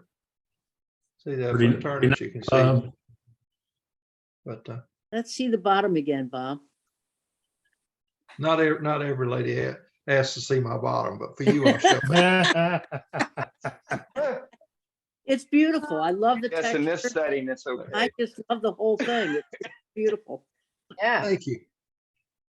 I think it's Like just how like you made the layer center after a button layer. piece. Yeah, like layer after layer of beauty. Yeah, Yeah. All right, very nice, Bob. that's what I got. Okay. All right, so Safety Sue is next. Yeah, let's go to Sue. Safety Sue. Let's see what the Sue's Hi got. there. I don't know if I can follow Bob's bottom, but you know, it's Don't talk about gloves and long sleeves. gotcha. We're going to talk about today. Most of the guys who've been around machines know what this term is, and that's lockout, tag out. We don't have that on our lathes, but we all have pulleys that we change the torque on our lathes, even though we have variable speed lathes. And when you're changing those pulleys, we should have a lockout, tag out. We don't. What we have is a plug. And what I'm saying, for the 50 seconds it's going to take to unplug your lathe and to plug it back in, make sure there's no power to that lathe when you're working on your lathe. Fixing pulleys, changing gears, whatever you're going to do where your fingers and hands and any bodily parts could become entangled. So today, lockout, tag out, make sure that when you're actually working in your lathe, around pulleys, around spinning parts, and you're going to be there for more than a second, then unplug your lathe. Be safe out there. I want to see you That here now. applies if you're working on the switch too. That's right. Just lock out, tag out. Yes. I have one other thing I'd like to add to that. I'm always afraid that in my neighborhood, some kid might break into my shop and cut their arm off on my bandsaw or my table saw. So when I'm not using it, I always tighten it up and unplug it just to make it a little more difficult for them. You know, just Exactly. another thought. It's a great thought. Thank you. Hey, you'll reduce your electric bill by unplugging. Yes, On the way out, I throw all the breakers. that's a good idea. That's a good idea too. But just be careful, guys. We're working around moving machinery, and sometimes we take shortcuts when we shouldn't be. So take the extra time and unplug or turn off the breaker, but whatever. Lock up your Excellent machine. set of tips. Excellent set of tips. Thank you, Sue. Have a safe Always week. good advice. Always a good reminder, right? Right. Thanks, Sue. All right. Thanks, Sue. You're up, Dane. Oh, it's up to me now. All right, so tonight's demo is going to be very simplistic. And so tonight I am going to make let me spin my camera around. It's been a while. Flip it around. I am going to make a Chinese dumpling rolling pin. And so there are varied sizes. All depends upon, the user. But essentially, it's a rolling pin that allows you to roll out and control the dough that you're putting down. And so typically what they do is in the Oriental food market, they have a little splat of dough, and then they feed it into into the rolling pin using one hand. So it allows them to be able to control it with one hand. These are also really cool for food truck people because they have limited space. And all it consists of is, just a piece of wood and you'll do a straight cut on the large diameter side.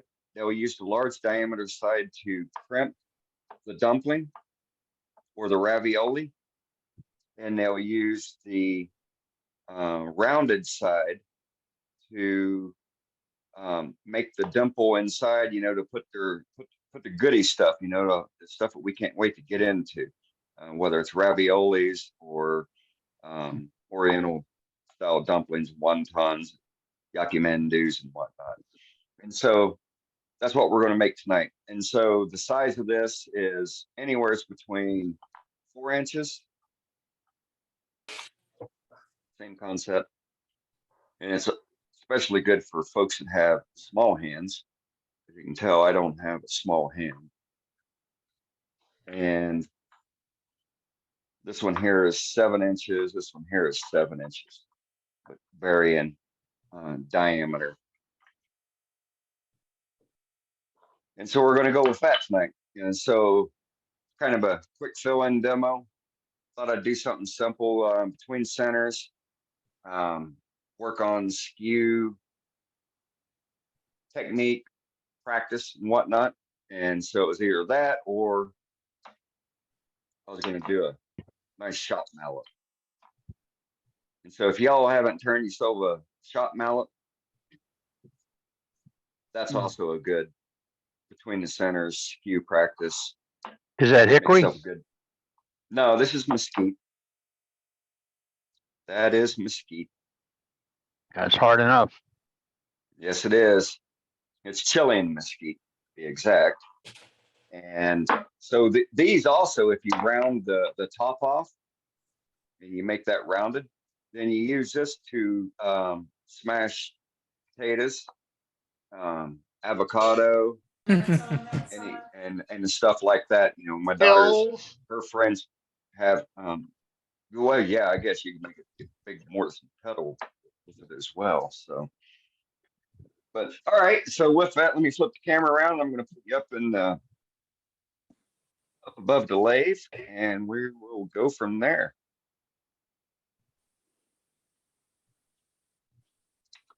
Give me just a minute.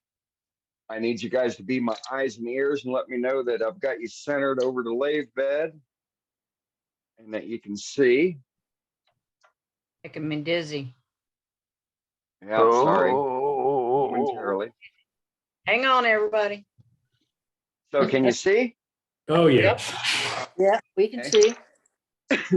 It's the same color. So as we're your gonna, bowl. It's the same color as your bowl.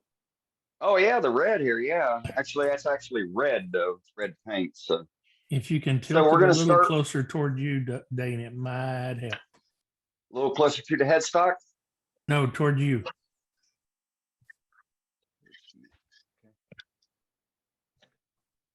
There you go. Okay. Yeah. All right. So we're going to start with a piece of hard maple. And then, so speaking of which, I don't know if anybody has signed up recently for the barter page. Highly recommend it. I did a transaction with a fellow member, and we didn't do it through the barter page, but it was in the infancy while we were waiting for Dave Rhodes, the greatest webmaster of all, to create it. But I got a wonderful care package in the mail with all kinds of wood, actually 2 different boxes. Scott, I thank you very much. And so this is a piece of 1.5 inch hard maple that we're going to use for tonight's project. And so we're just going to find our center. And again, you just take your pencil, use your finger as a fence. Make a smaller box so you can find your center.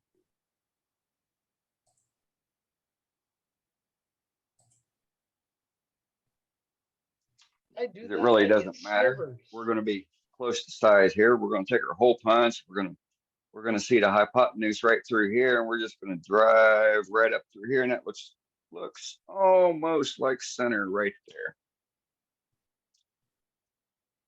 And we're going to do the same thing here. We can visualize the line going through there.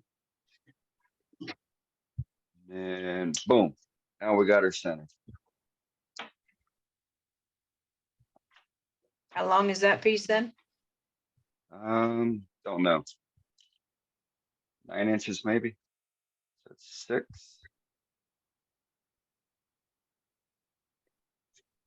9.5 inches. And so we're just going to, like I said, there's no hard and fast dimension for it. We're just going to ballpark everything for the length, the small diameter, and the large diameter. What's your And headstock so drive? Is that a stub? I have a stub center on the headstock, and then I have a traditional live center on the tailstock side. And then so to gauge the diameters of everything, your typical live center, Powermatic, one-ways, Lagunas, and whatnot, they're all 1.5 inches, 1 5/8. And so you can use that outside diameter of your live center to get you right around 1.5 inches. You want to shoot for something, between 1.5, 1.25 to 1.5 on the large diameter. And then on the smaller side, you want to shoot for 3/4 of an inch to 1 inch. And we know what that is because on this side, I've got a 3/4 inch stub center. But if I didn't have a 3/4 inch on this side, I would know that I've got a 3/4 inch on this side with the threaded portion of the live center. So you've got something you can gauge what that size is.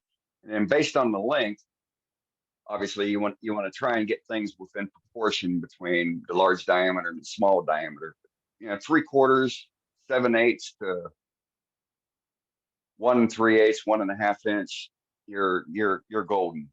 So, and then from there, we are going to use, I need something in here, don't I?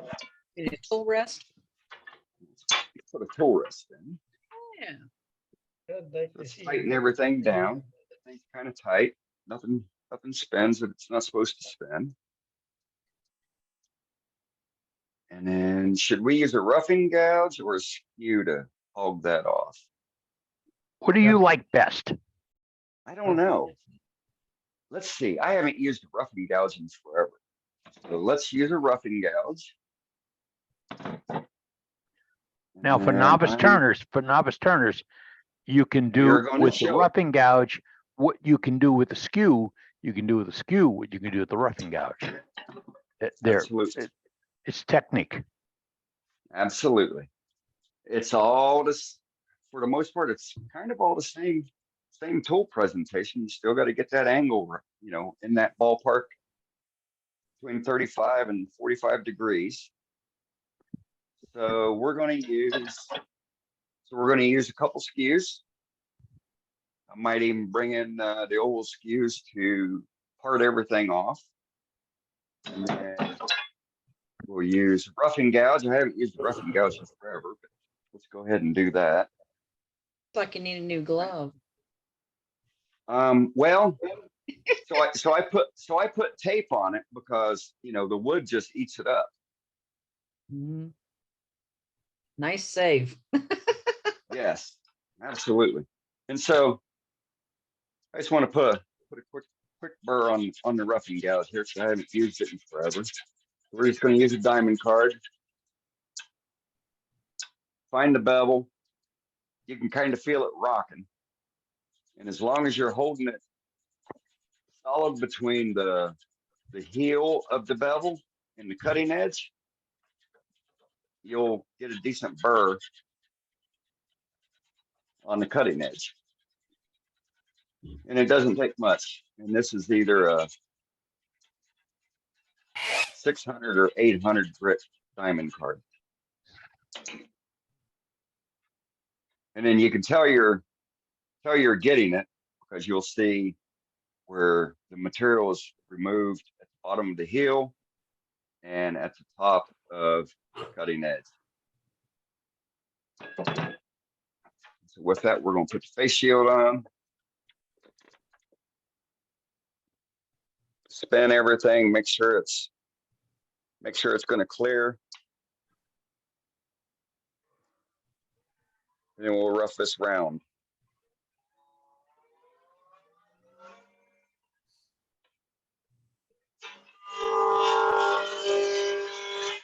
Speed is arbitrary. I'm between centers. Everything is pushed into the center. Probably the most safest way to turn a spindle.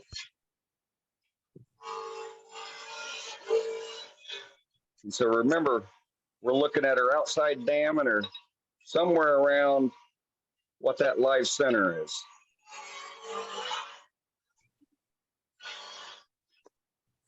And so the cutting motion, we're here at about 35 to 45 degrees.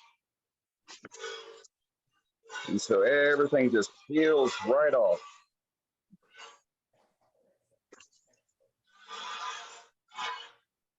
And I'm hogging at the moment.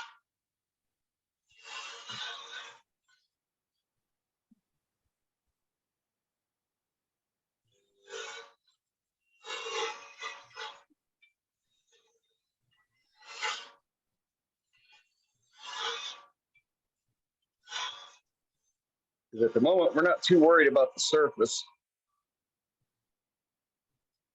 Because we're going to use the skew to get a nice clean surface.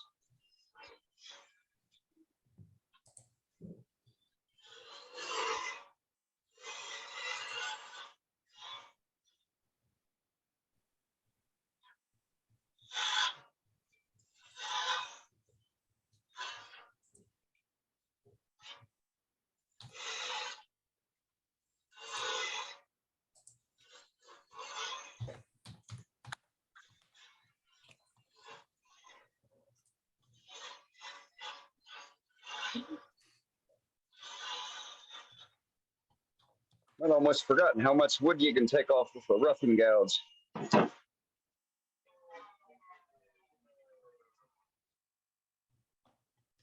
And so we said we're going to go probably about 7 inches. So we don't have to measure, but just for grins, give ourselves an idea here. So here's 6.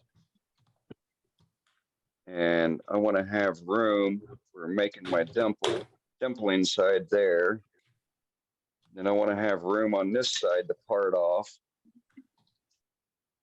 because I don't like to point how far it comes in from the live center. And so we'll take a parting tool just to establish that.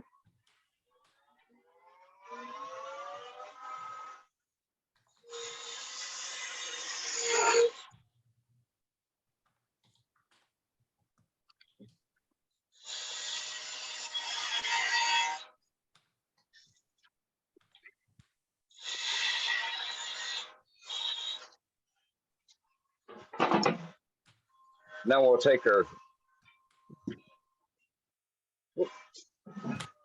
change our tool height, bringing out the skew,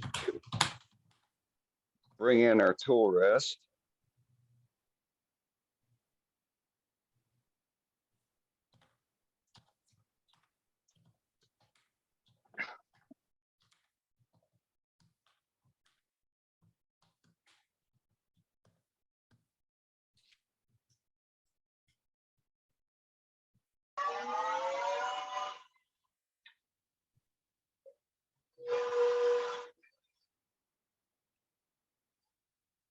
Then we'll just start shaping away.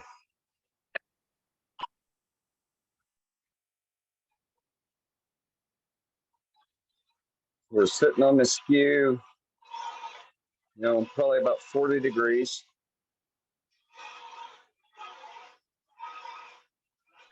This is a larger skew, so you can really pound through the wood.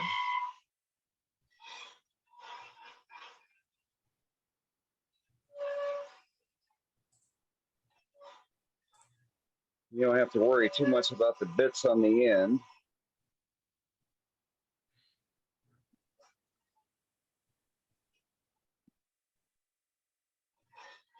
But this is a simple project. Between $10, $15, $20, 9 times out of 10, you're going to sell more of these than you are a traditional rolling pin.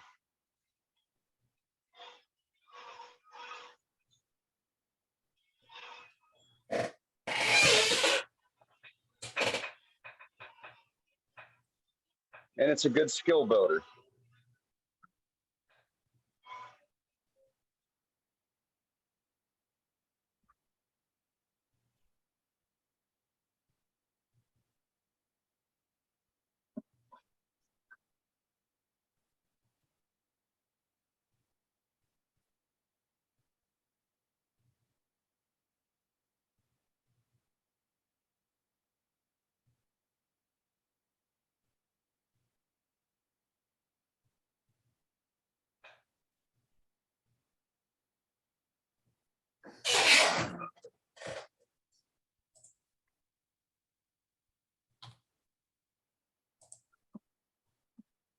Beautiful cut.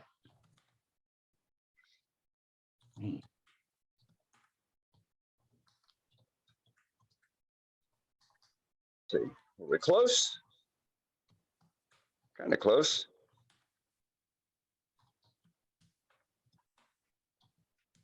Any questions? Comments, concerns? Make it look simple. You rat off a few of these and it is simple. Oh, look at that. That curl in there, Scott. Ooh. And then so these, you know, the unfortunate thing about rolling, well, most rolling pins is you typically don't put a finish on them because the dough will stick. And so some of the things that you could really highlight by putting a finish on them or putting dye on them, you kind of miss out on. But for this one here, just for grins, we're going to go ahead and throw some finish on it and see what that looks like. That's a nice knot with some nice figure Dane, here at the end. What about the simple food safe finishes like mineral oil with beeswax, or even just buffing it with the wax? Same problems? So the feedback that I've received is any type of glossy or finish that's sealing the wood, they're a no-go because the dough sticks to them. So for beeswax, I've never used beeswax for them, so I can't speak to it. So what I did, I just stopped putting finish on them, and then in some of the research that I've done online also speaks to the same spectrum. You know, not to put a finish on them. They get finished. You know, they pull in the oil naturally from the dough mix, and so the wood is still protected because it's being used, even though it's being washed constantly, but at the same time, it's still being protected, if that makes any sense. I know it kind of goes against the grain for everything that we like to do. You know, we want to enhance the grain and bring it out with our various ad hoc products, but No, there's a case to be made for letting the natural food oils do the work for you. So, yep. Oh, definitely. I mean, you know, for thousands of years, they did it, so. Now, you are going to show us how to make tortillas next week, right? Yeah, tortillas. Well, actually, when my wife gets back, she can make fajitas. I'm ready. How about enchiladas? Keeps teasing me. Well, I don't know. Well, yeah, she does enchiladas too at Christmas time. So, all right. So I'm going to switch to my smaller skew, it's 1/2-inch skew. And then all I'm looking to do is picking up as I glide across, just to pick up any tool marks that I have. that was left from the larger skew because I wasn't being real diligent on it. I have a couple down here that I want to pick up, but you can literally feel it as you're going across where you have those indentations, you know, from the changing of the smaller diameter, from the larger diameter to the smaller diameter as you're shifting the cutting edge of the skew and raising the handle because the diameter is getting smaller, you know, so you can keep the bevel engaged and keep the cut going. So I'm going to clean that up.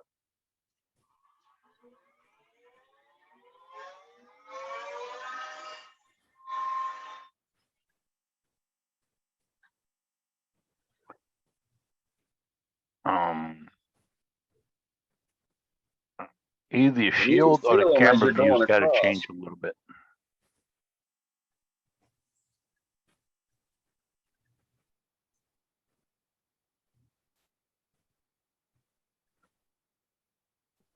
And I'm just going to take this down a little bit smaller.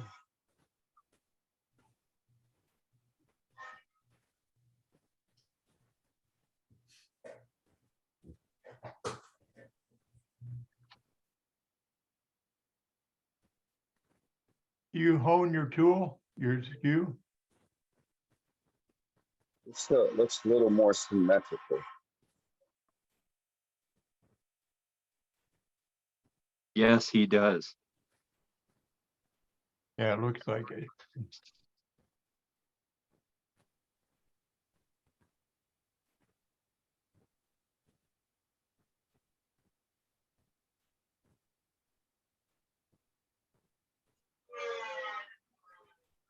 And so this is kind of a no sand project. You want to get to where you don't have to sand it. And you can use the back of the bevel as you're going across that wood to burnish the wood. You can also pick up shavings and put on to further burnish it. So I'm to where I think it looks good at the moment. So do we want to put some dye on, or we just want to put some bold linseed oil on it? See what that curl I looks vote like. for dye. I vote for dye. I vote for dye also. Dye. Well, I like the red. you like the red. I want purple and red because you got it handy because we saw it earlier. Yeah, Pink. purple one end and a red.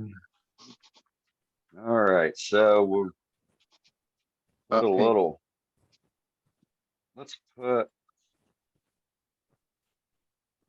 Oh, that's so cool. Mm-hmm.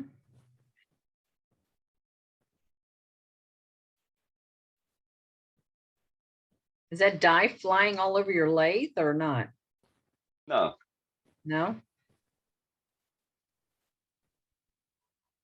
Looking like we're running with Martha Stewart now. It's splattering now. Yeah, that one there splattered a little bit. Yeah. I see it in the solder back. Brenda, remember, we're going to have a fashion show with you. Good eye. Paint your Yeah, purple. yeah, Eddie. I'd go great on that white smock. Yeah. Get out of here. That's why I'm up Yeah, for that'd show up great, wouldn't it? Well, Just better it's the get that- same principle probably with the clean shop. You know, a clean shop is never used.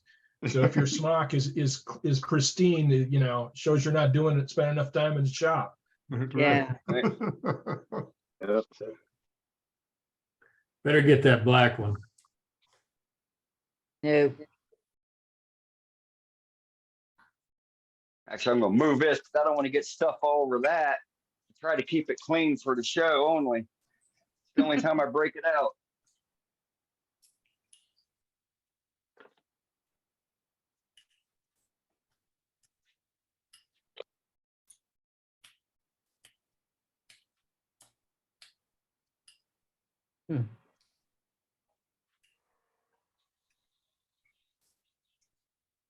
Say those bottles are vaping bottles? Yeah, vape juice. Never knew of that. You can get small squeeze bottles, I think by the dozen for $4 or $5 on Amazon. Okay. Yeah, but people that are doing those vapes, you can get them for free from friends that do it. Right. And so with it being alcohol, it dries kind of quick. As you can tell here.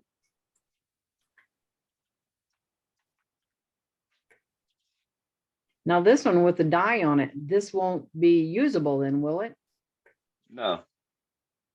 So this one will be more of a decorative thing. Yeah, it's just a gee whiz, you know. It's all good. Okay. Is the dye food safe? Oh, I'm sure you could eat it without it hurting you, but I wouldn't. You have funny looking teeth tomorrow. Probably no more dangerous than crayons. Most of us have survived that, so. Yeah, they still taste good. What? Oh my God. Oh. Dane, Scott wasn't aboard until just a few moments ago. He didn't hear about the wood that you got from Oh, him. Scott? So Scott, hey, I'm using some of that maple you gave me, that you sent me. Eddie's got the wrong Scott. Oh. No, I thought I saw Scott. Oh yeah, it was Scott Tague that sent me the double care package. Oh, I'm That's some sorry. nice Pardon stuff. me. Nice stuff. Just a shame you lost my address. Boy, that's terrible. Well, it looks marbled. I like that. Yes. All right. Yeah, that's cool.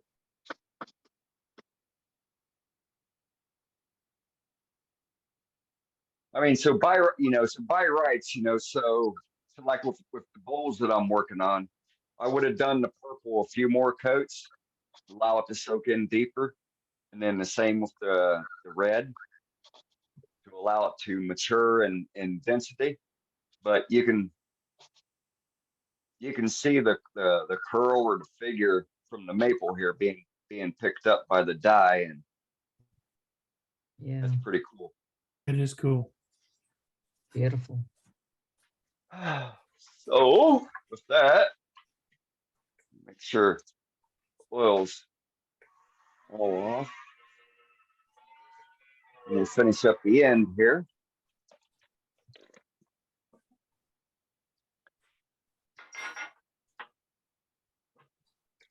And so you can do V cuts to make this rounded, or you can flip your skew over and do like you're doing a bead, but it's just a basic, simple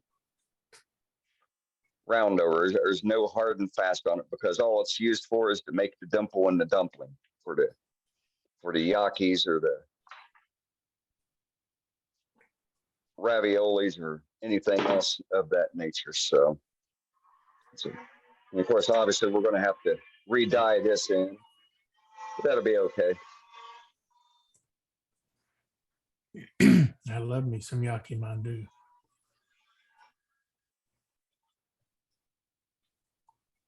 I won't stick to your clean wipe. We'll do a little bit here on this end, and then I need to go address the tailstock side. I can buy those little bottles at before I get too thin. Hobby Lobby sells those little bottles. No, I can't hear you. What? Hobby Lobby sells those little bottles in 4-packs. Oh, okay. They're like $2.50 a 4-pack or something like that. Yeah. Yeah, there's a discussion in chat, Dane, Oh, about I the use little, them. little You know, squeeze so I have bottles. a bottle for my denatured alcohol that I, constantly keep filled. Yeah. And then I've got a whole gamut of dyes already pre-made. Yeah, me too. Yeah, the ones I linked were 4 I'll ounce. put my finishing oils in it. Where it's a poly or tongue oil or whatever, but it's nice, not to have to keep opening up and using from the primary bottle. The same with my linseed oil, and it's airtight, doesn't go bad, and you got pinpoint accuracy when you're using it. So That was the part I liked the best about them. The way you was able to pour it on there like that.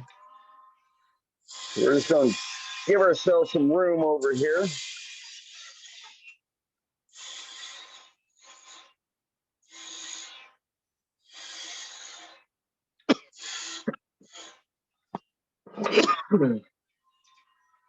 Yeah, Amazon and dollar store, you can get them too. Clean up the edge here.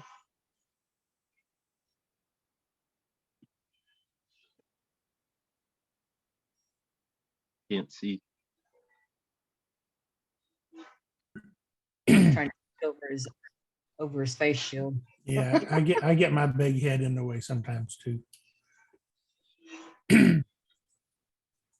I just thought your lathe was balding, that's all. Let's see, how thin can we get? How thin should we get, Matt? I usually reply to my viewers, sorry, but it's more important for me to see than you right now.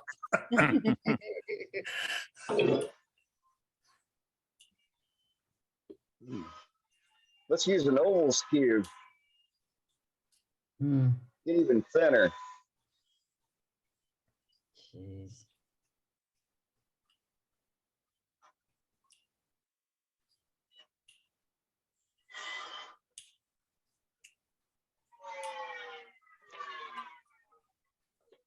And so I've learned through experience when you're going between centers and you're close to getting that final dimension before you pop it off, and to prevent the wood from splitting or tearing the primary pieces wood, if you come in small and then come 1/8 of an inch on the other side and finish doing your parting off on either side, you just leave a little bitty nub, it will protect your work piece that you're using from having that tear out should it break inadvertently.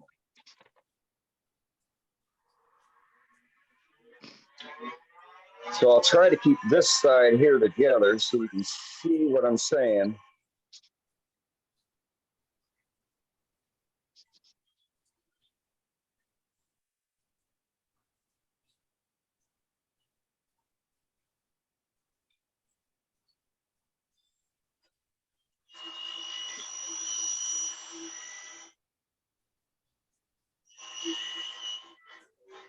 See how close we can get her here.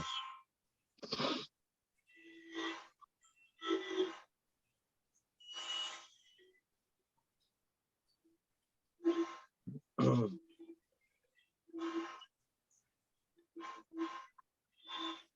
a blow. All you got to do is take a bench chisel to clean it up.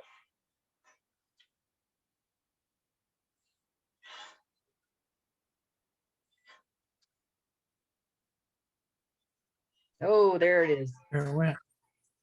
Yep. But it's still on there.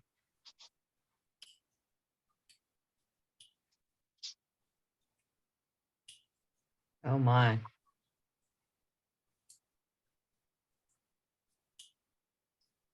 There we go. And we'll take ourselves a chisel.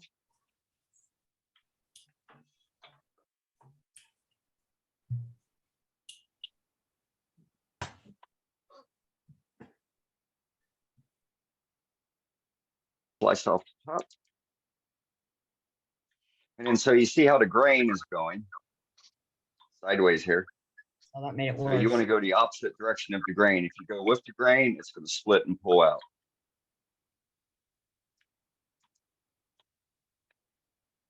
You want to try and keep your finger below the cut piece, because inevitably you're going to break through and you're going to jam that thing into your finger.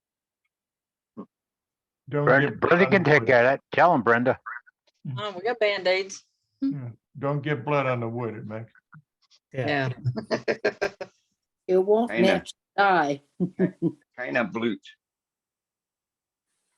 Yep. And so you can see how the dye sucked in here on the end piece here Yeah. compared to the other side. So it was more porous on this side, even the maple and tight grains. So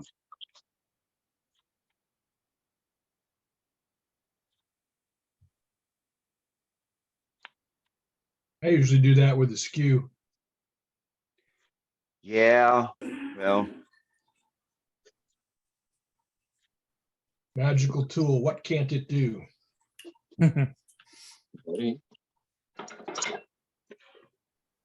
yes, indeed, you got more leverage.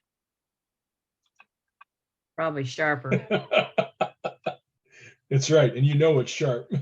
Well, I wouldn't say it's necessarily that. It's that, yeah, you've got a lot more mass and Bigger look blade there. slip into your hand. Huh? A bigger blade to slip into your hand. Absolutely. Hey, live dangerously. As long as you're riding a bevel, you're good. I was told once, you mean you can actually turn with the skew? I use mine for opening paint cans. And so there you go. A basic Chinese dumpling rolling pin that will make people with small hands, food truck people that have limited space, allowing them to control it with one hand as they're feeding in the dough to do whatever it is they're making.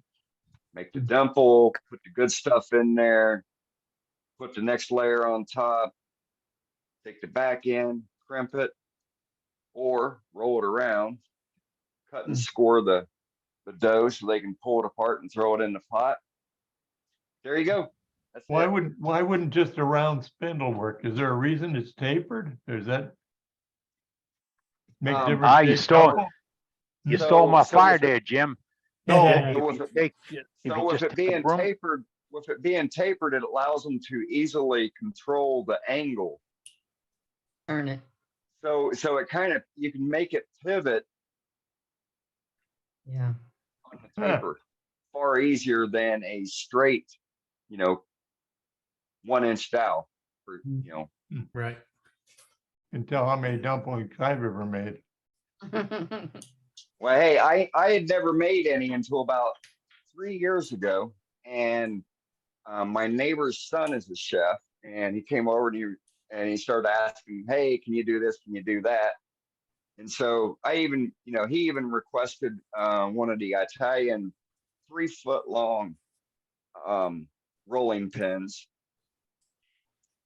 and I'm like, "How are you going to use a rolling pin for cooking?" And he said, because he lays out all the dough on the table and uses it that way. Plus and there's a special name for it. And then on the one end, it's rounded like a gear shift, but a perfect sphere. And they use that, or they use that with that style to make the dimple for their raviolis and whatnot. And then the opposite end has the sharp, straight edge, as in here, and they roll it or use it between their hands at an angle, rolling up and down the side of the table, cutting and scoring the raviolis and whatnot. And then from there, they just pick them up and throw them in the pot. Yeah. Cool. One tool to use instead of Right. the rolling pin, your a dimpler thing. I went and watched them use it, and it was just, I was taken aback, and I'm like, I thought he was full of it, and I was just amazed by it, and I'm like, can I make some more for y'all, because that was a nice price. Cool. But these things here, the last craft thing I did a year ago, I went with 10 rolling pins, full-size regular rolling pins, like I've shown before, with fancy handles and whatnot that fit into your hand. with the zebra wood and the curly maple combinations.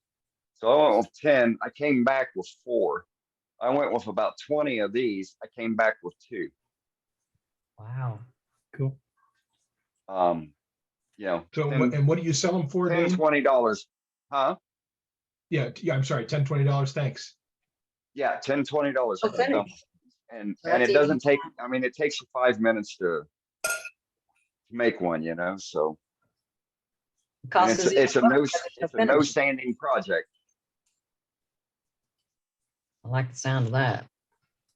Nice Yeah, double me duty too. demo, Dane. Thank you, Demo. I appreciate it. Thank you, Dane. I appreciate it. Oh, Yeah. you're Great welcome. demo, Dane. Great Great. demo. Nice Thank you very demo. much. Dane. Well, it was very Good basic. demo, Dane. I'd like to have done something better, but It's one we haven't seen before. I Hey, thought something you- simple, so. you showed us 2 just off the things. wall. What I showed. Good technique. Thank you, Dane. Well, how to turn one of those and your dyeing technique. Yeah. Yep. The Right double on. demo. Double That's demo. it. And you were saying your dye is Ritz that you've Rit. been Rit, yeah. diluting with denatured Denatured alcohol. Is that what you were saying? Yes. So I'll take one of these bottles. And so I'll fill it up. Well, actually, I'll put the dye in first. I'll just use this example. It's okay. I need a proper red one anyhow. Yeah, let me pop the cap off.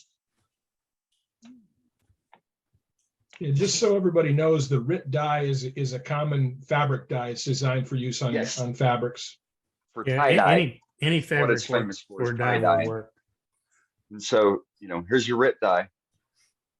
And so got 3/4 of a bottle of denatured alcohol.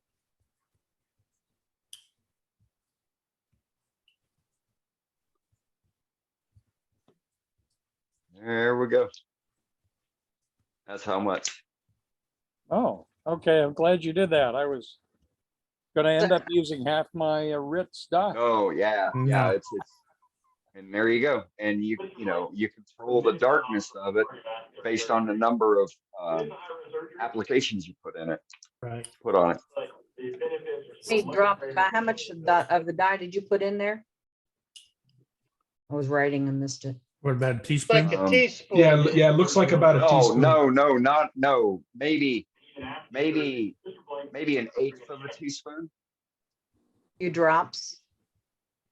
Yeah, it was just a couple drops. You know, 1/8 of a teaspoon. Okay. Yep. And I think these things are they're either 3 ounces or 4 ounces. I can't remember now. Well, and here's the thing, if you shake it up and you think it's too watery or whatever, you could just add a little bit more dye, you know? Right. Well, yes, absolutely. But what you want to do is you want to put it on your test piece and see what that reaction is, because depending upon the wood, it'll absorb it at a different rate. So Change color too. yep. And then when you Cool. put, like with all other dyes, when you put your final finish on, it'll change colors as well. It'll make it darker. So straight away here on a piece of pine, first coat, not much. Right.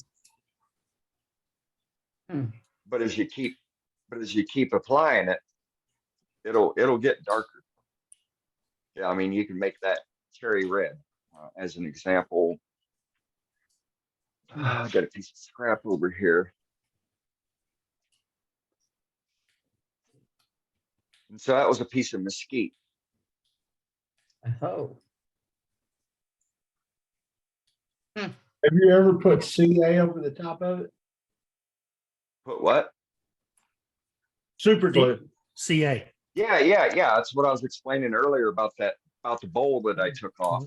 Perfect. This one here is that I seal with CA when I do a dyeing project, because it keeps keeps, from getting dirty while you're still working with it. So your And so- process, Dane, is, let me make sure I got this right, is you've colored the piece, and then when you're done coloring it, then you've sealed it, and then you go back and turn the inside again? Yes, because I want to have a clean edge. Gotcha. Now, Matt, you said seal it. I don't want novice turners to misunderstand. If you put sealer on that color straight on, it may smear. It will. Or move. It'll bleed. It could. Yeah. So he's sealing it with. So here's the full process. So I do my call. So in this example, I did purple here at the bottom of the base. So you always want to do your dark color first. And I spin it at 100, 130 RPMs. And that allows the lines to come out, kind of like what you do with the paint on platters. And then I do the lighter color from the middle up. And then once it takes hold, then I'll go over the whole thing, with the lighter color. But I'll keep doing that until I get, the color that I want. Then after it dries, I want to make sure the alcohol is dried. I will go over it with boiled linseed oil. And then once the boiled linseed oil dries, or soaks in, I shouldn't say dry because it hasn't had a chance to cure yet. And then from there, that's when I hit it with the CA and go over it and seal it. And so right now, this thing would shine like a diamond if I was to put it on the buffer. It's shiny already, but not like the other bulb, because it's still got to go through the process. And so I do that because you're going to have a residual that's going to flip over your lip if you're wanting to have, if you're dyeing the inside, it really doesn't matter, the same color and whatnot. But I like to dye it on the outside, natural color on the inside.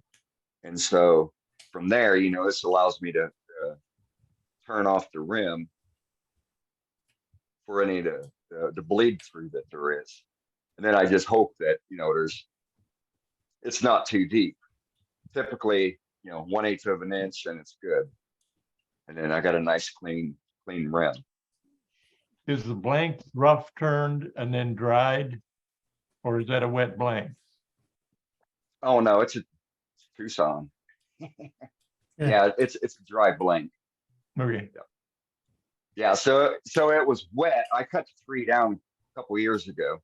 Then I cored it, and then a year later, I'm finally getting around because I kind of forgot about them, and then I found them again. I'm like, oh, I need to do these. But in reality, based on the drying period of 1 inch per year, which maybe back east, but not out here. So these were, they were worked a little bit, oval, and so it's just a matter of reshaping the outside and giddy up on the inside once I get around to it. Yeah, but the dye would be different too if it was wet, I think. Or yeah, I would imagine so. It would draw down. It would draw down even further into the wood if the wood was wet. Yeah. Yep. Thank you, Dane. It was a great demonstration, sir. We very much appreciate it. And you're welcome. Happy to do it.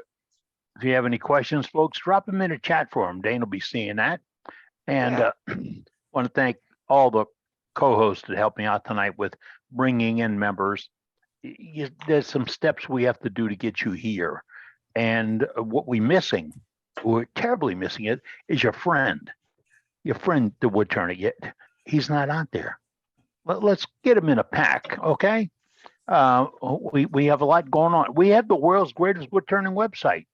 We probably have the world's greatest webmaster, but I don't want to push his buttons too much. Yes, we do. All right. I received a lot of photographs, and the photographs come through our Facebook page, and which you can all be part of, and there's no restrictions. It's wide open. If you put a photograph there, I can easily use it in the promos. But also Dave, our webmaster, can grab them also for our gallery that's on our website. So if you get the photographs to us, we'll use them. I must apologize. This hadn't been a good week for me, and I did get the promo completed. It's I have to describe it as life goes on A, B, C, D. My C didn't show up. It's happened. It happened when I first had the tumor. Now it's flipping back to it a little bit. So, hey, I'm going to get it done. I'll get it done. It's fun to do. That's what this is all about. Make sure you check out our barter page on our website. As Dane said earlier, it's a great way to move things around between members. And Ron Radcliffe said a little while ago to distribute the decals, if I get that worked out, because we don't do money here, okay? If I get the decals worked out, how could we handle it? I've got a whole load of turning tools and equipment that I want to liquidate.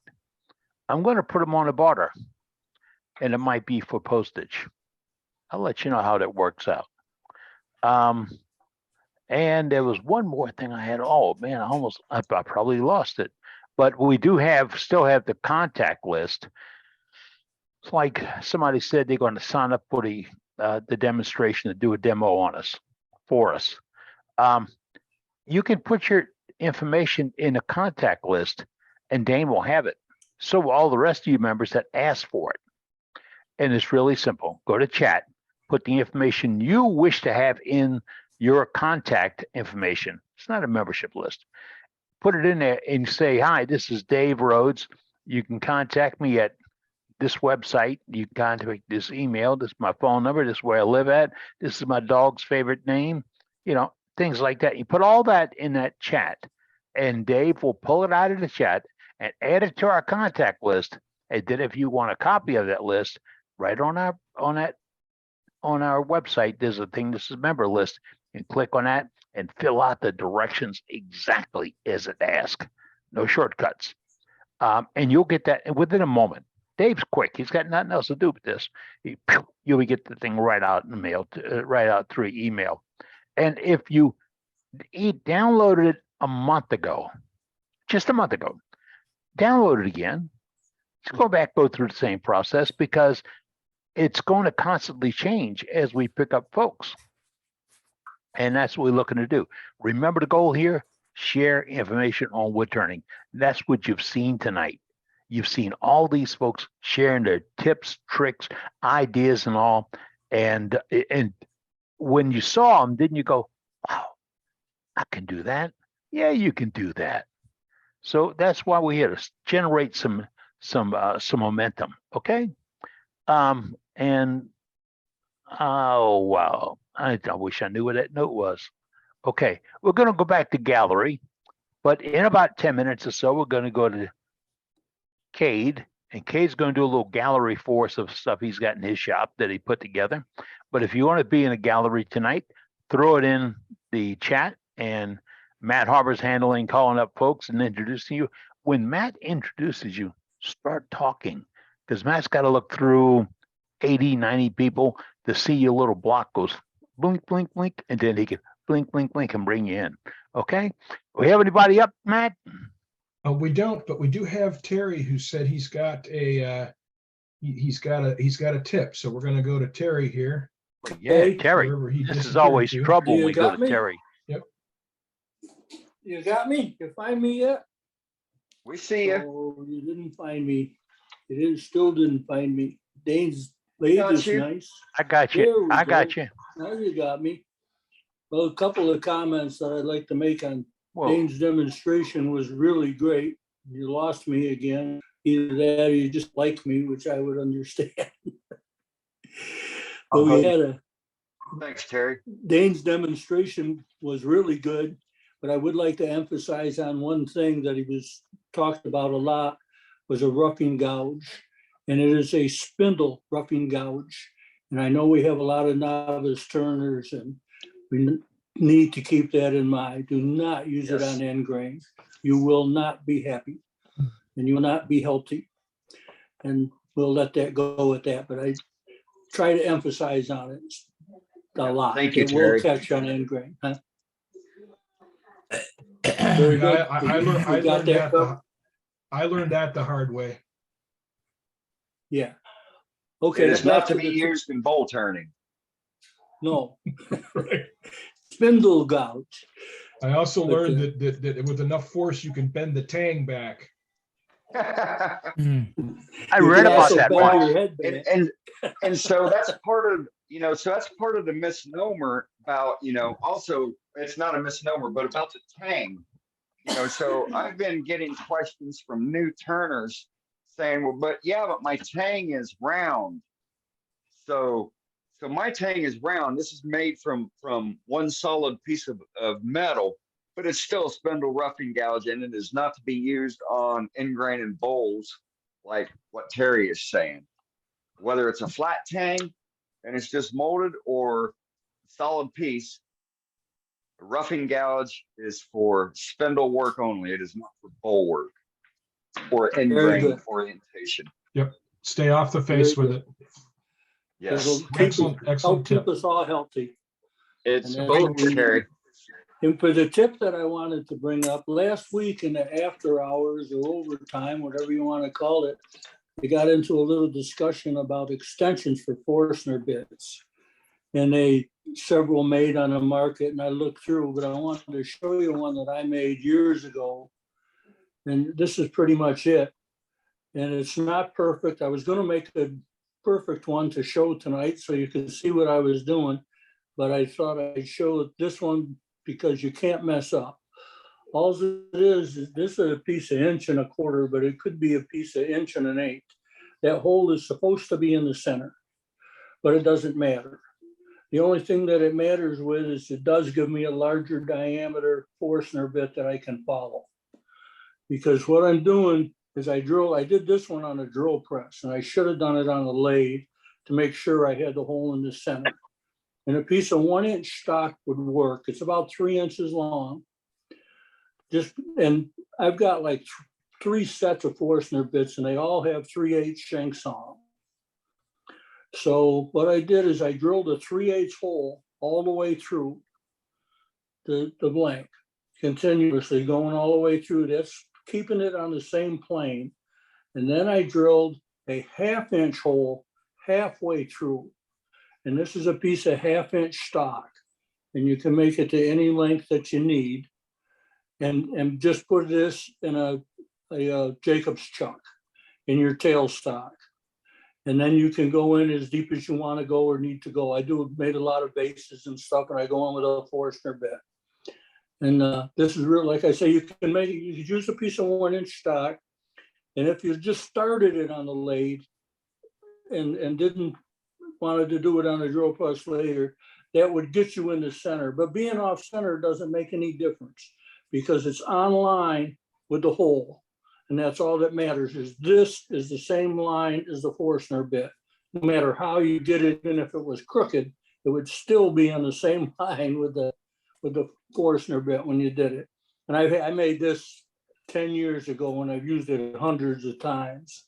And it's really, and you can buy one, but if you're cheap like me, you can make one. And they're just 1/4 set screws. And that's what I wanted to show. That kind of overtime discussion last week. Thanks, Oh, Terry. if you folks wonder what One the more thing when you, go ahead, one Terry. more thing when you do that, one more thing when you're using a Forstner bit and an extension, no matter whether it is a store-bought one or one that you made like I did, and you're using a Jacob's chuck on the Forstner bit, always start with the Jacob's chuck in the tailstock and go in as far as you can go in, and then put your extension on. Don't try to go in with the extension because then you're too far off of the tailstock and it's awful unsteady. Once it's started, then it's guided itself. And that's about the extent of that, unless somebody's got something to add to that. Nope, sounds like a great idea, and it's a tool you make to use in your shop. And that's part of what we share here is tips and tricks and ideas and all. I have to mention that I would like to add something. When you're putting set screws in, recommend that you go with a number 6 metric, because it's the same thing as you use for everything else. That's that blue handle blue handle Allen wrench that you have for everything. So you have one Allen wrench that fits almost everything. It's a good That's idea. a real good point, and I think that may be what these are, because my Allen wrench fits them. That may be what I put in there. It's been a Well, long time. I went, you had to go out and they're not easy to find, but I went out and bought the right size Allen wrench Allen screws so I can go with metric, and then bought the tap for it. So I found them Great at point. MSC.com. I bought a box of 100 from MSC.com, and the shipping cost more than the screws. But add it all together, it was much cheaper than a hardware store. So, Yep. Okay. Last week look out. We looking for trouble? What are we doing? Looking for trouble? Sorry, Eddie. I thought Okay. you were done. Oh, wow. And they're going to replace me with Scott? Oh, wow. Okay. We're always looking for ideas on demonstrations, and we've got some challenges, some gallery challenges coming up in the near future. And those are listed on our website where everything else can be found. But one that I'm still playing with, or two I'm playing with. One is jewelry, and I've asked my wife to give me back the jewelry I made it from rings, pens, brooches, earrings, bracelets, all that stuff.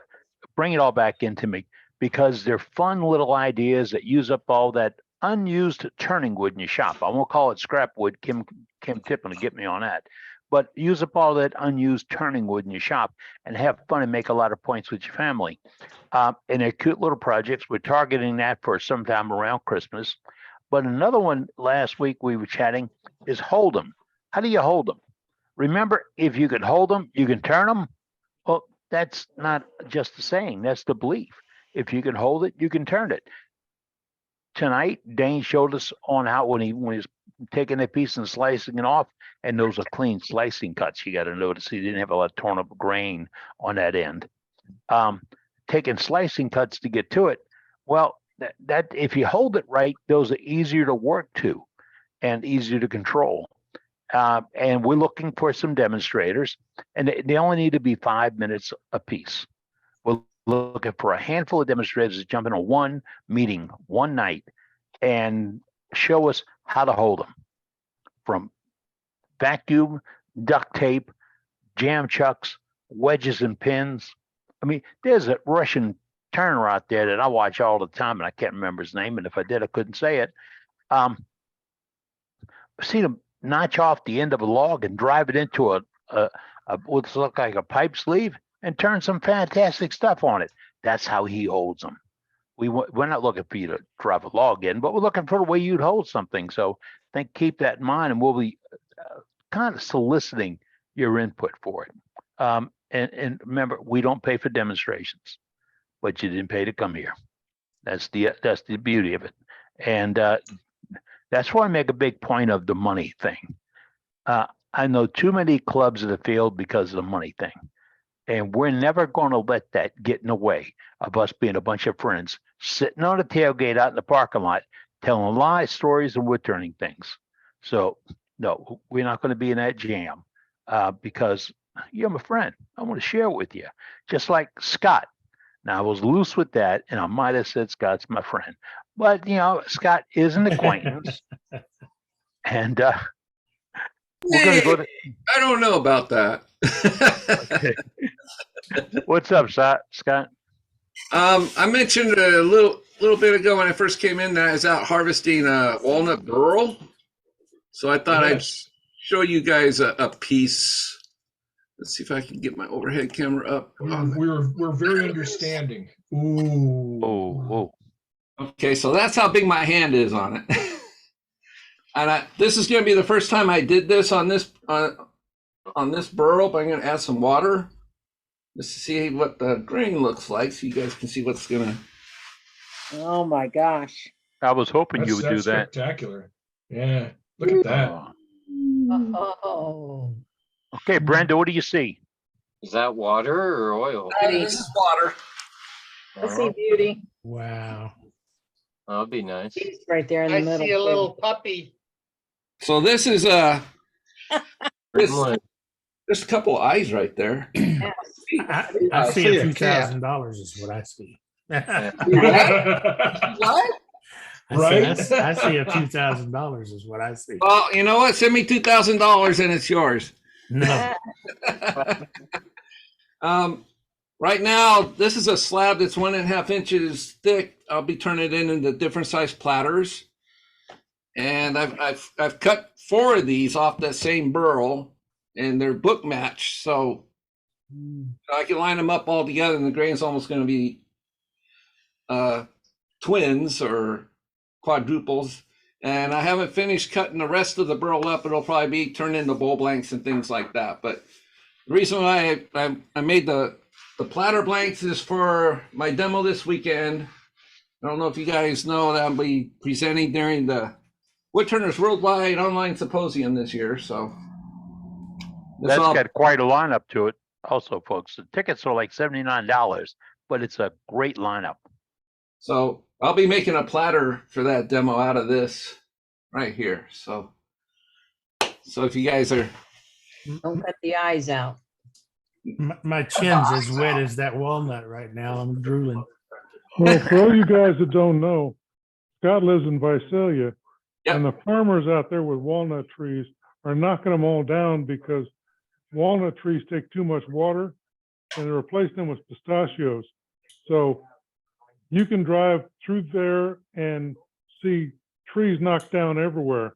And quite often the farmers will just say, "Come and take it." Oh yeah, it actually saves them money. That's where this one came from today. In fact, Around Hanford.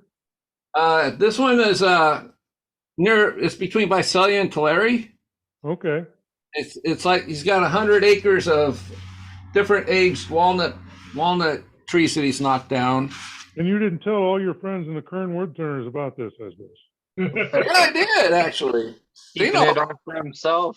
I never got the message. I told it the last He meeting. wasn't very specific about the location. I'll be oh man, that's all glary now. Let's see if I turn on my overhead lights. You can see that. Yeah. Darn it. It got all glary all of a sudden. It's beautiful. You can still see it. Yeah, they're taking out walnut trees all over the place. So, and we're getting storms right now. So I was lucky I was able to squeeze this in between showers today.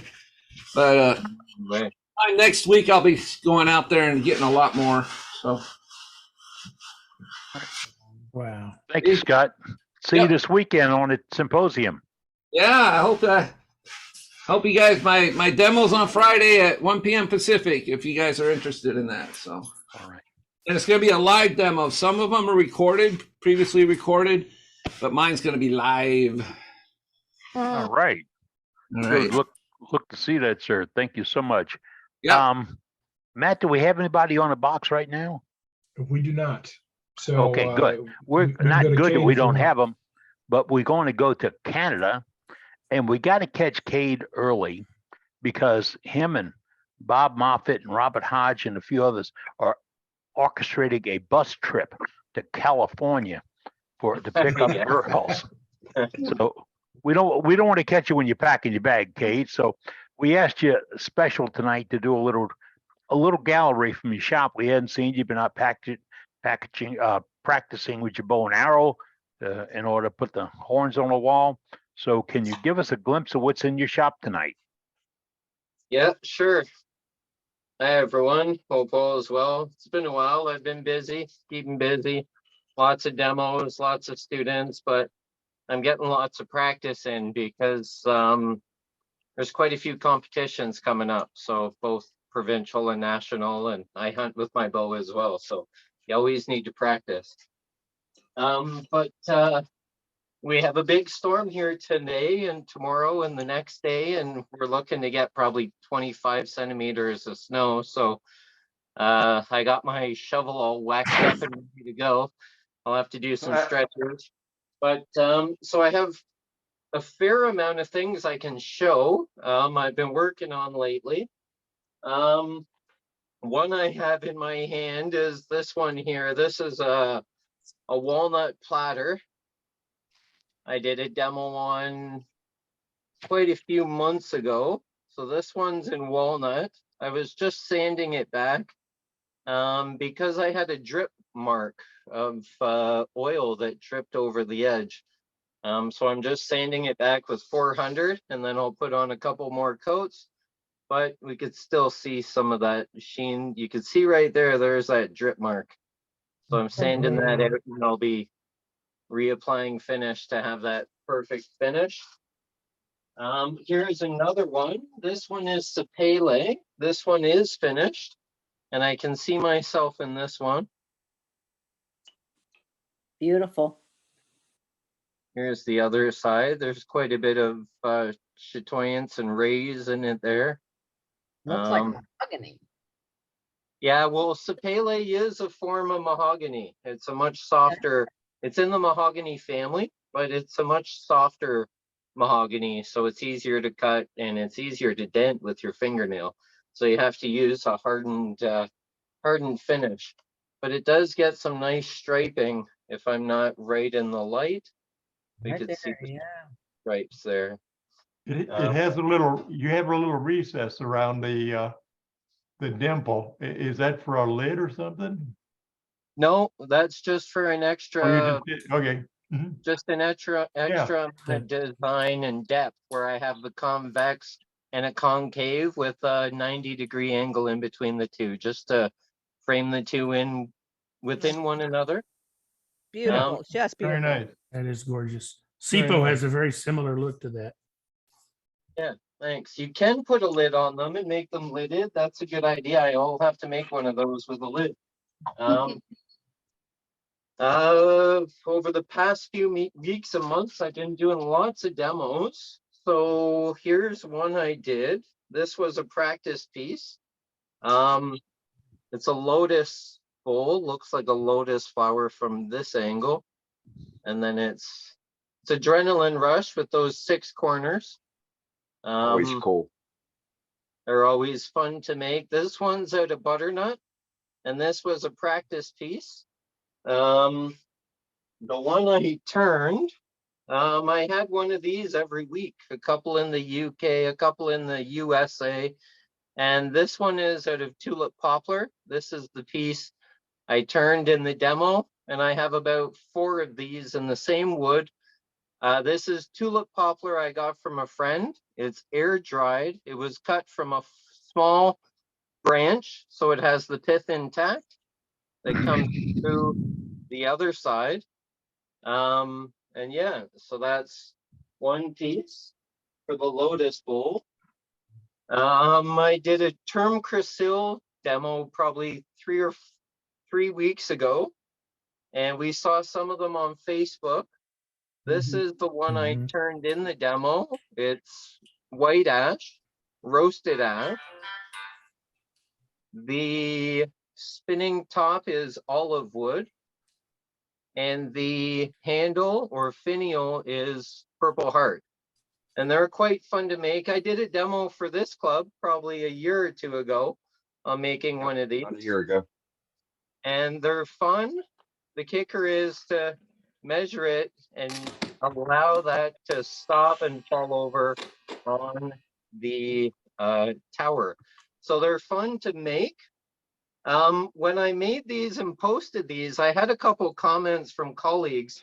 One comment I got was from a friend in France, and he said it can be a fun game to dictate chores. So you could take all your family members and you could index this into 3 or quarters or fifths, spin the top, and okay, it lands on me. Okay, it's my turn to empty the dishwasher, set the table, or clean the toilet that week. Then it got me thinking, back in the day, high school and college, it could also be used to play spin the bottle, I suppose. Yeah. So a fun little project. It's great for kids. They're great sellers at festivals. And then I do like doing a lot of live edge turning. So this piece just got finished.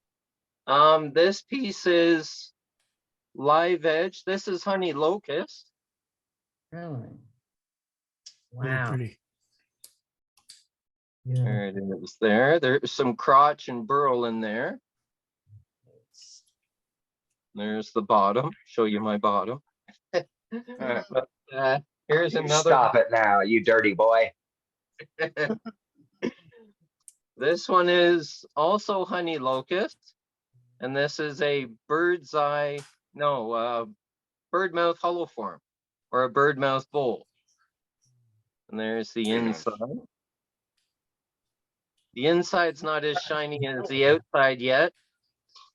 But I also like getting adrenaline rush sometimes when I'm turning live edge material, and I like to turn them longer than they are wide to make almost like a plane propeller bowl. It's quite an adrenaline rush. Make sure your fingers and hands are well away. And here is one here. Go. This is out of black cherry. It's not quite finished yet. But here's another one out of the exact same piece out of black cherry. That's good work for a guy with 9 fingers. Yeah, I still got all 10. And No this is Band-Aids. 2 halves. So here's the halves of that small branch. Okay. Wow, got a little bit of symmetry going on there. So you can use small branches in turnings, live edge turnings, make them a little longer. But yeah, so here they both are right about there. Actually, the curve would go this way. Yep. Nice. Then just to That's do a good one, term for those are angel wings. yeah, I call them wing bowls or plane propeller bowls. Yeah.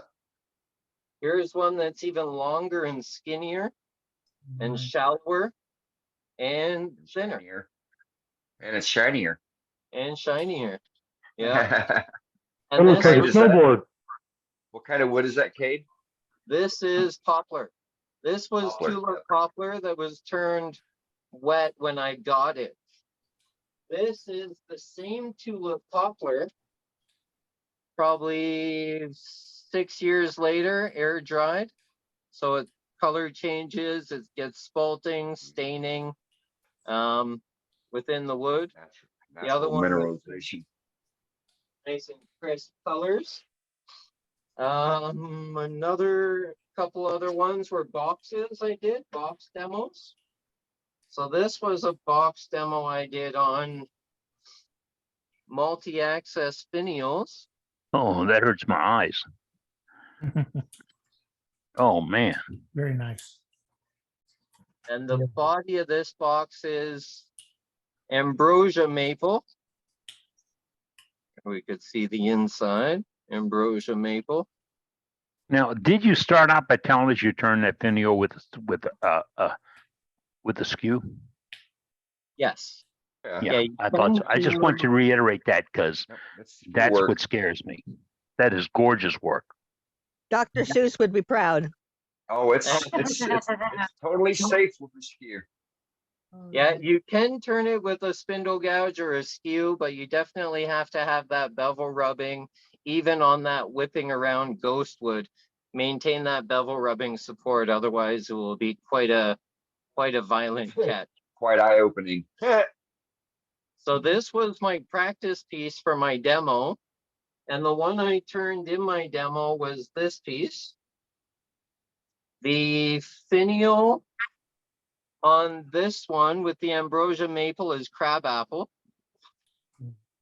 This one, the body of the box, is pau rosa, which is a rosewood.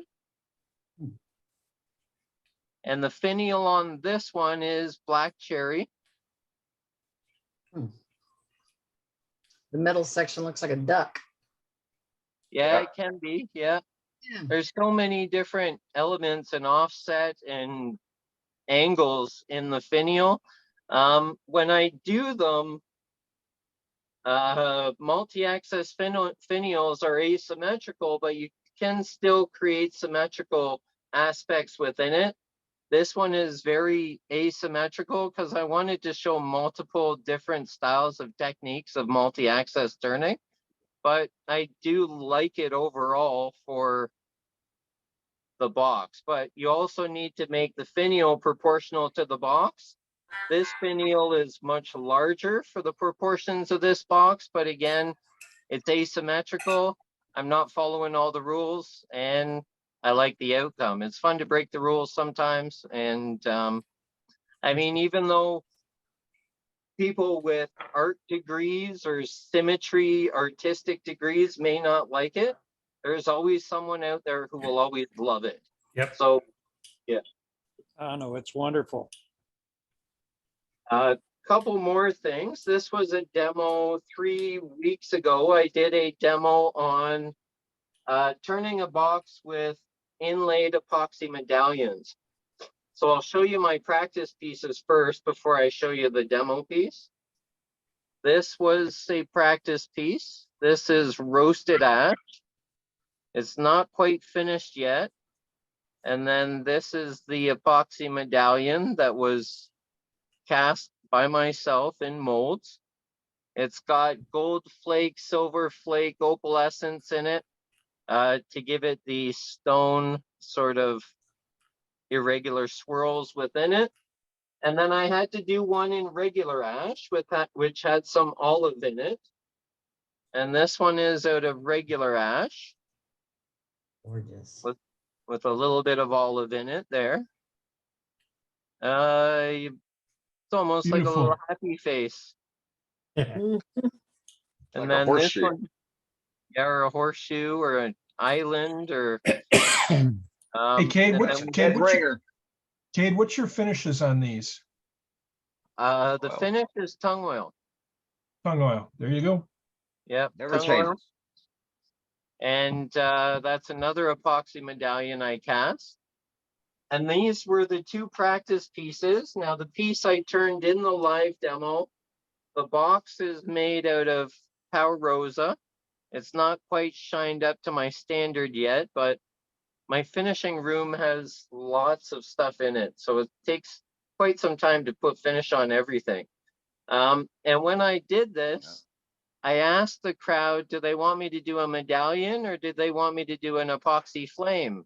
It was an even half and half. So I took a orange with a gold and silver flake with a green iridescent opalescence. So this will glow in the dark. And then I thought, why not take a pearl white piece that I also cast, and it has blue opalescence. So in the light, it shimmers blue to purple to pearl white.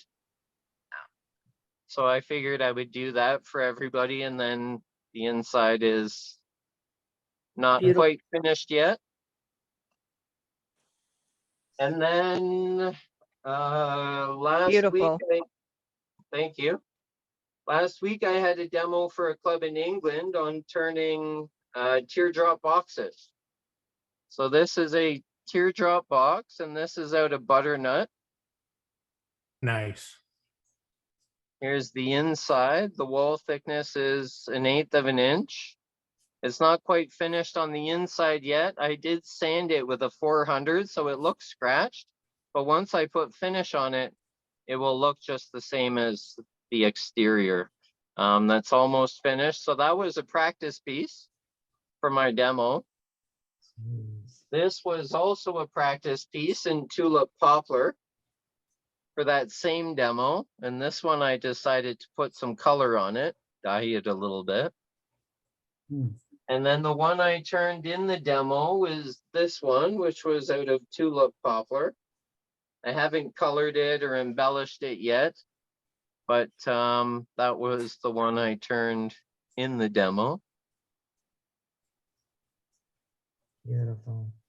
There, I find tulip poplar is quite plain, Jane. Sometimes it's nice finished plain, but it's a great canvas for embellishing, staining, dyeing, pyrography, inlaying. So a lot of these I embellish in many ways, whether it's inlays or pyro or color. Hey, Cade, can you Yes. raise your right hand? Can you just raise your right hand? Yeah.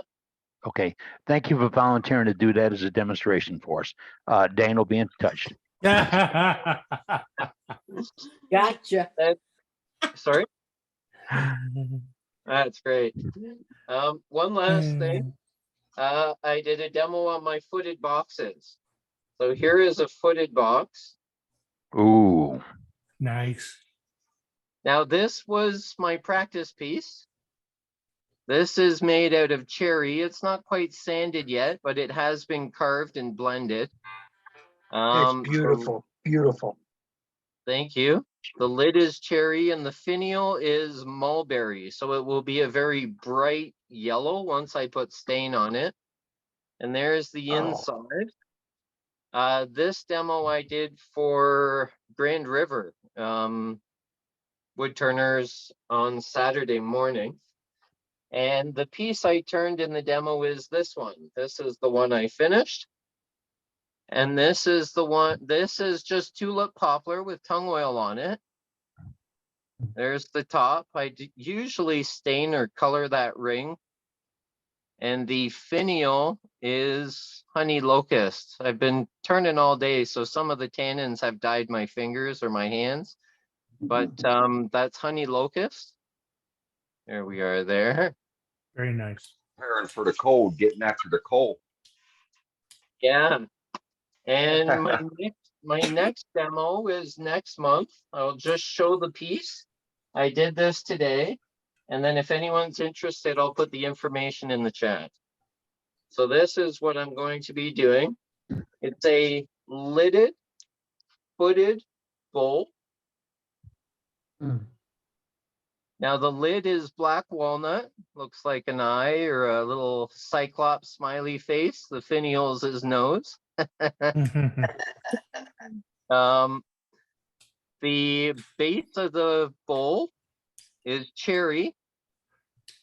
The lid is black walnut and the finial is cherry to match the base. And there's the inside there. Very nice. Cherry and walnuts, good match. A nice color contrast. I was actually carving these and blending these during the meeting. But yeah, it's a fun project. Y'all are fortunate to have walnut over there, I swear. Yeah. Thank you, Cade. We very much appreciate you jumping in tonight for the little gallery. You do beautiful work. And folks, Cade's going to put some information in the chat. Save the chat. That's what Donald Masters is going to tell you. Save the chat.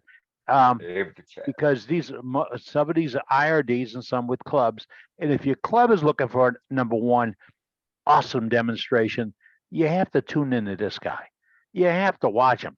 He covers it from soup to nuts, safe, practical. It's awesome. Thank you, sir. Give Cash a hug for us, and we'll talk to you next week. Thanks, All right. Eddie. Right now, we have to pop over to Brenda, Band-Aid Brenda. Band-Aid Brenda is doing our fashion show this evening. There she is. There she is. Yes, Brenda. Look at I that. like. I'm a Nice and white. model. You know what I These mean? were a little long, so I had to. On the catwalk. Hey, right said Fred. How about that? Very Give nice. us a twirl. Very good. That looks good. Tell them how expensive it was, Brenda. $5. $5 make you holla. Really? $5 make me holla. $5. And I'll show you this other one here. This is the same one. $5 too. Yep. Yep. Oh, you need a stethoscope and you could be a doctor. Hey, it looked like my dentist. No, I'm a, You want to I'm a change? yes. If you want to change the color, just contact Dane because Dane? he's got the proper Yes. dye to change the color. Do some rit dye, wad it up. take a rubber band around it and put some dye color on it and I then know. wash it in shade. Showing our age. You could have it tie Yes, we dye. are. And you said this also had a pocket on the sleeve. Is that correct, Brenda? Yes, it's got a pencil pocket on the sleeve. That's where you put, okay. it's for a thermometer. It's not for a pencil. It's for a thermometer. Yeah. Jacket, yeah. It's like I tell people when Those, it's like I tell people when they buy my wood, if you pay for it, you use it however you want. Yeah, right. The back of it is Amen, yeah. like stretchy. Is the top Wow. half of the back. Nice. See that? So where'd you get that? It's in our chat. It's in Yeah, the link chat. is in the chat. Yep. At the What did beginning, it say? Yeah. So for those that came in late, can we put the link back in the chat again, please? Yeah, let me go find it. Okay, Yep. thanks, Matt. Uncommon, I think it was called. Uncommon Threads, chefapparel.com. I'll link it here in a minute. Yep. There it is. Bob Grinstead popped it in. Thanks, Bob. So there you go. Gotta Thank you, Brenda. I kept getting Great those idea. spots, so And you know, a piece of blue masking tape covers up their pockets and the shavings go in it. It's better than just not using it to keep the shavings out, you know. just sew it up. I'm too I lazy bought to a- mess with the buttons. Yeah, yeah, the buttons are a little bit of a pain. Yeah, they're a little Well, tough. you could switch them out with snaps. Yeah. Looks like the old trooper's military guns. Heck, you could turn wood toggles, you guys. yes. Hey, Hey, you only gotta put it on once, keep it on for 3 or 4 hours, yeah, they're cheap enough, man. and you gotta put it on the next day. Looks good, Brenda. Oh. Thank you, Brenda. Another great tip. $5. That all started right here last week. We were talking about how you can do this, how you can do that. And that's what we do. We get in and we share information. We talk wood turning. We have a good time. These are all your friends. And your friends want you to bring another friend to us. So hope to see them next week. Trace, are you with us still? I'm still Trace. here. Okay, Yep. can I flip the host back to you and you can keep that continuing on tonight? Hey, I got something else to add to this, just real quick. I just realized, Yeah. look, you can button it from the right or the left. Oh, cool. Yeah. Ambidextrous. Oh, Or if- cool. or if you're left-handed. Because some of us like to wear different style clothes when we're turning. Yeah. That's wear boys this and one girls there. day. Boys and girls. Doug, that'd be perfect for you, buddy. Yeah. I just found my new coat. Go and dye it, then cover it up the next day. Yeah. You might get it in floral dress pattern too. Y'all Yeah. terrible. Glam Just rock guy. I terrible. want it in hot. Once it works. Thanks again, Brenda. It was fantastic. Oh, and Folks, the guys giving me the information about it last week too. all right, Took less than a week to get it here too. Yeah, that's awesome. good. Yeah. All right. Each week we normally wrap up around 9:00 p.m. Central Time. And at 9:00, we go into a free-for-all. Oh, that is not exactly what it sounds like. It's a continuing chat. And if you want to be part of the continuing chat, stay right there because we're going to do just that. For me and for a whole bunch of our members and our co-hosts and all of our friends, I want to say thank you so much for joining us tonight. We will see you again in a meeting. And if you would bring not that kind of a friend, but bring a friend. And we'll see you then. Take care. And as Safety Sue says, be safe. And Donald in Australia says, save the Save the chat. chat. Save All the right. chat. All right, folks. I'll see you next week. Start talking. All right. Good night, Eddie. Night, Eddie. Night, everybody. Debbie, take care. Hey, So is Dane, that the kitty cat that's got the sugar problem? No, my it's the yellow cat. This is the runt of the house. She's this is my wife's cat, and so I'm having to fill in Sure for it she's is. still She's real needy. She's a cutie. Yeah, she is. She's a little squirt. Hey, Dane, Yeah. just a question. I know they're talking about the decals and whatnot. Yeah. I don't know how many people, a guy does military, you know, the things like the decals you put on the back of your windshield or the back of your truck, you know, he makes those for airplanes. And I was just wondering if somebody would send me a picture of that, I could send it to him and see if he would make the decals and you could buy them directly from him. Yeah, sure. I'll send it to you. That's a great idea. Yeah, because he does really great work. You know, he does airplanes, all different kinds of aircraft for the military and whatnot. Right. But they're really pretty cool. So just looking at that, I had the idea maybe, you know, we could get something like that going. Yeah, it'd be good. So we've been up against the problem, you know, folks making them, and they've been anywhere from, gosh, $6, you know, all the way up to $20 to make them, which is, you know, trying to take advantage of what we're wanting, you know, and you know, that's just far too expensive, you know, for a sticker decal or even a, you know, a patch that you're going to put on your smocks. So Right. No, I know that, you know, we're just the- having a hard time with it. well, the embroidery process, I know for patches like in the military, they're expensive. I get that. Oh But, yeah. like these Oh, I were, remember. yeah, I know. So I don't know. If I remember the one I bought, it was a C-130.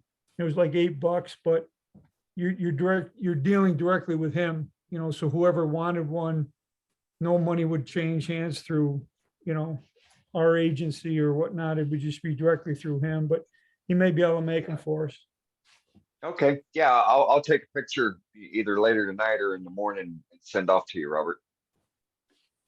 Dennis, Sorry. it's okay.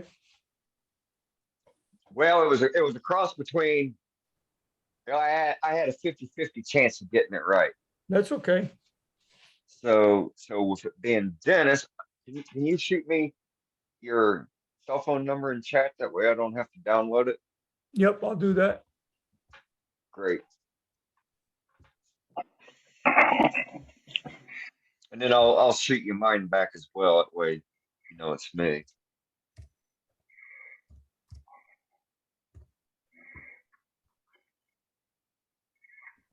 If you'd prefer an SVG copy instead of a JPEG, I'm not sure what Dane has, but I have an SVG copy if he'd prefer that.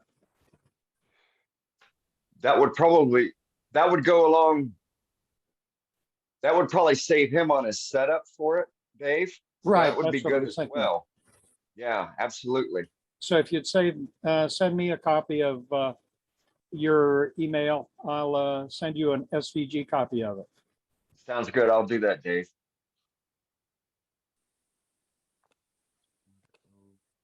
Dane, when you All get right, that got from Dave, Dane, when you get that from Dave, send me a copy of that SG file. I'll see what I can do. I know somebody does this too. I can actually put it on the website if you like, and then anybody can grab a copy of it and use it That on would be their great. system. That would be Yeah, great. sure. Okay. That would be great, Dave. Won't be able to do it until Saturday when I'm able to access the website. That's why it's behind. I've been off for on a trip now for since Wednesday last week. And I've set up for protecting the website by saying only one IP address can access it. Because we Right, get okay. plenty of garbage around. Yeah, we That's do. probably a really good idea. Yeah. All right, cool biz. Well, thanks everyone. I'm gonna bail here. Thanks again for doing the demo, Dane. It was good, and we'll catch you guys Oh, all you're later. welcome. Here, Sounds Matt. good. Thanks, Matt. Bye-bye. Glad you're doing better, buddy. Thank Take you. care, Matt. All right.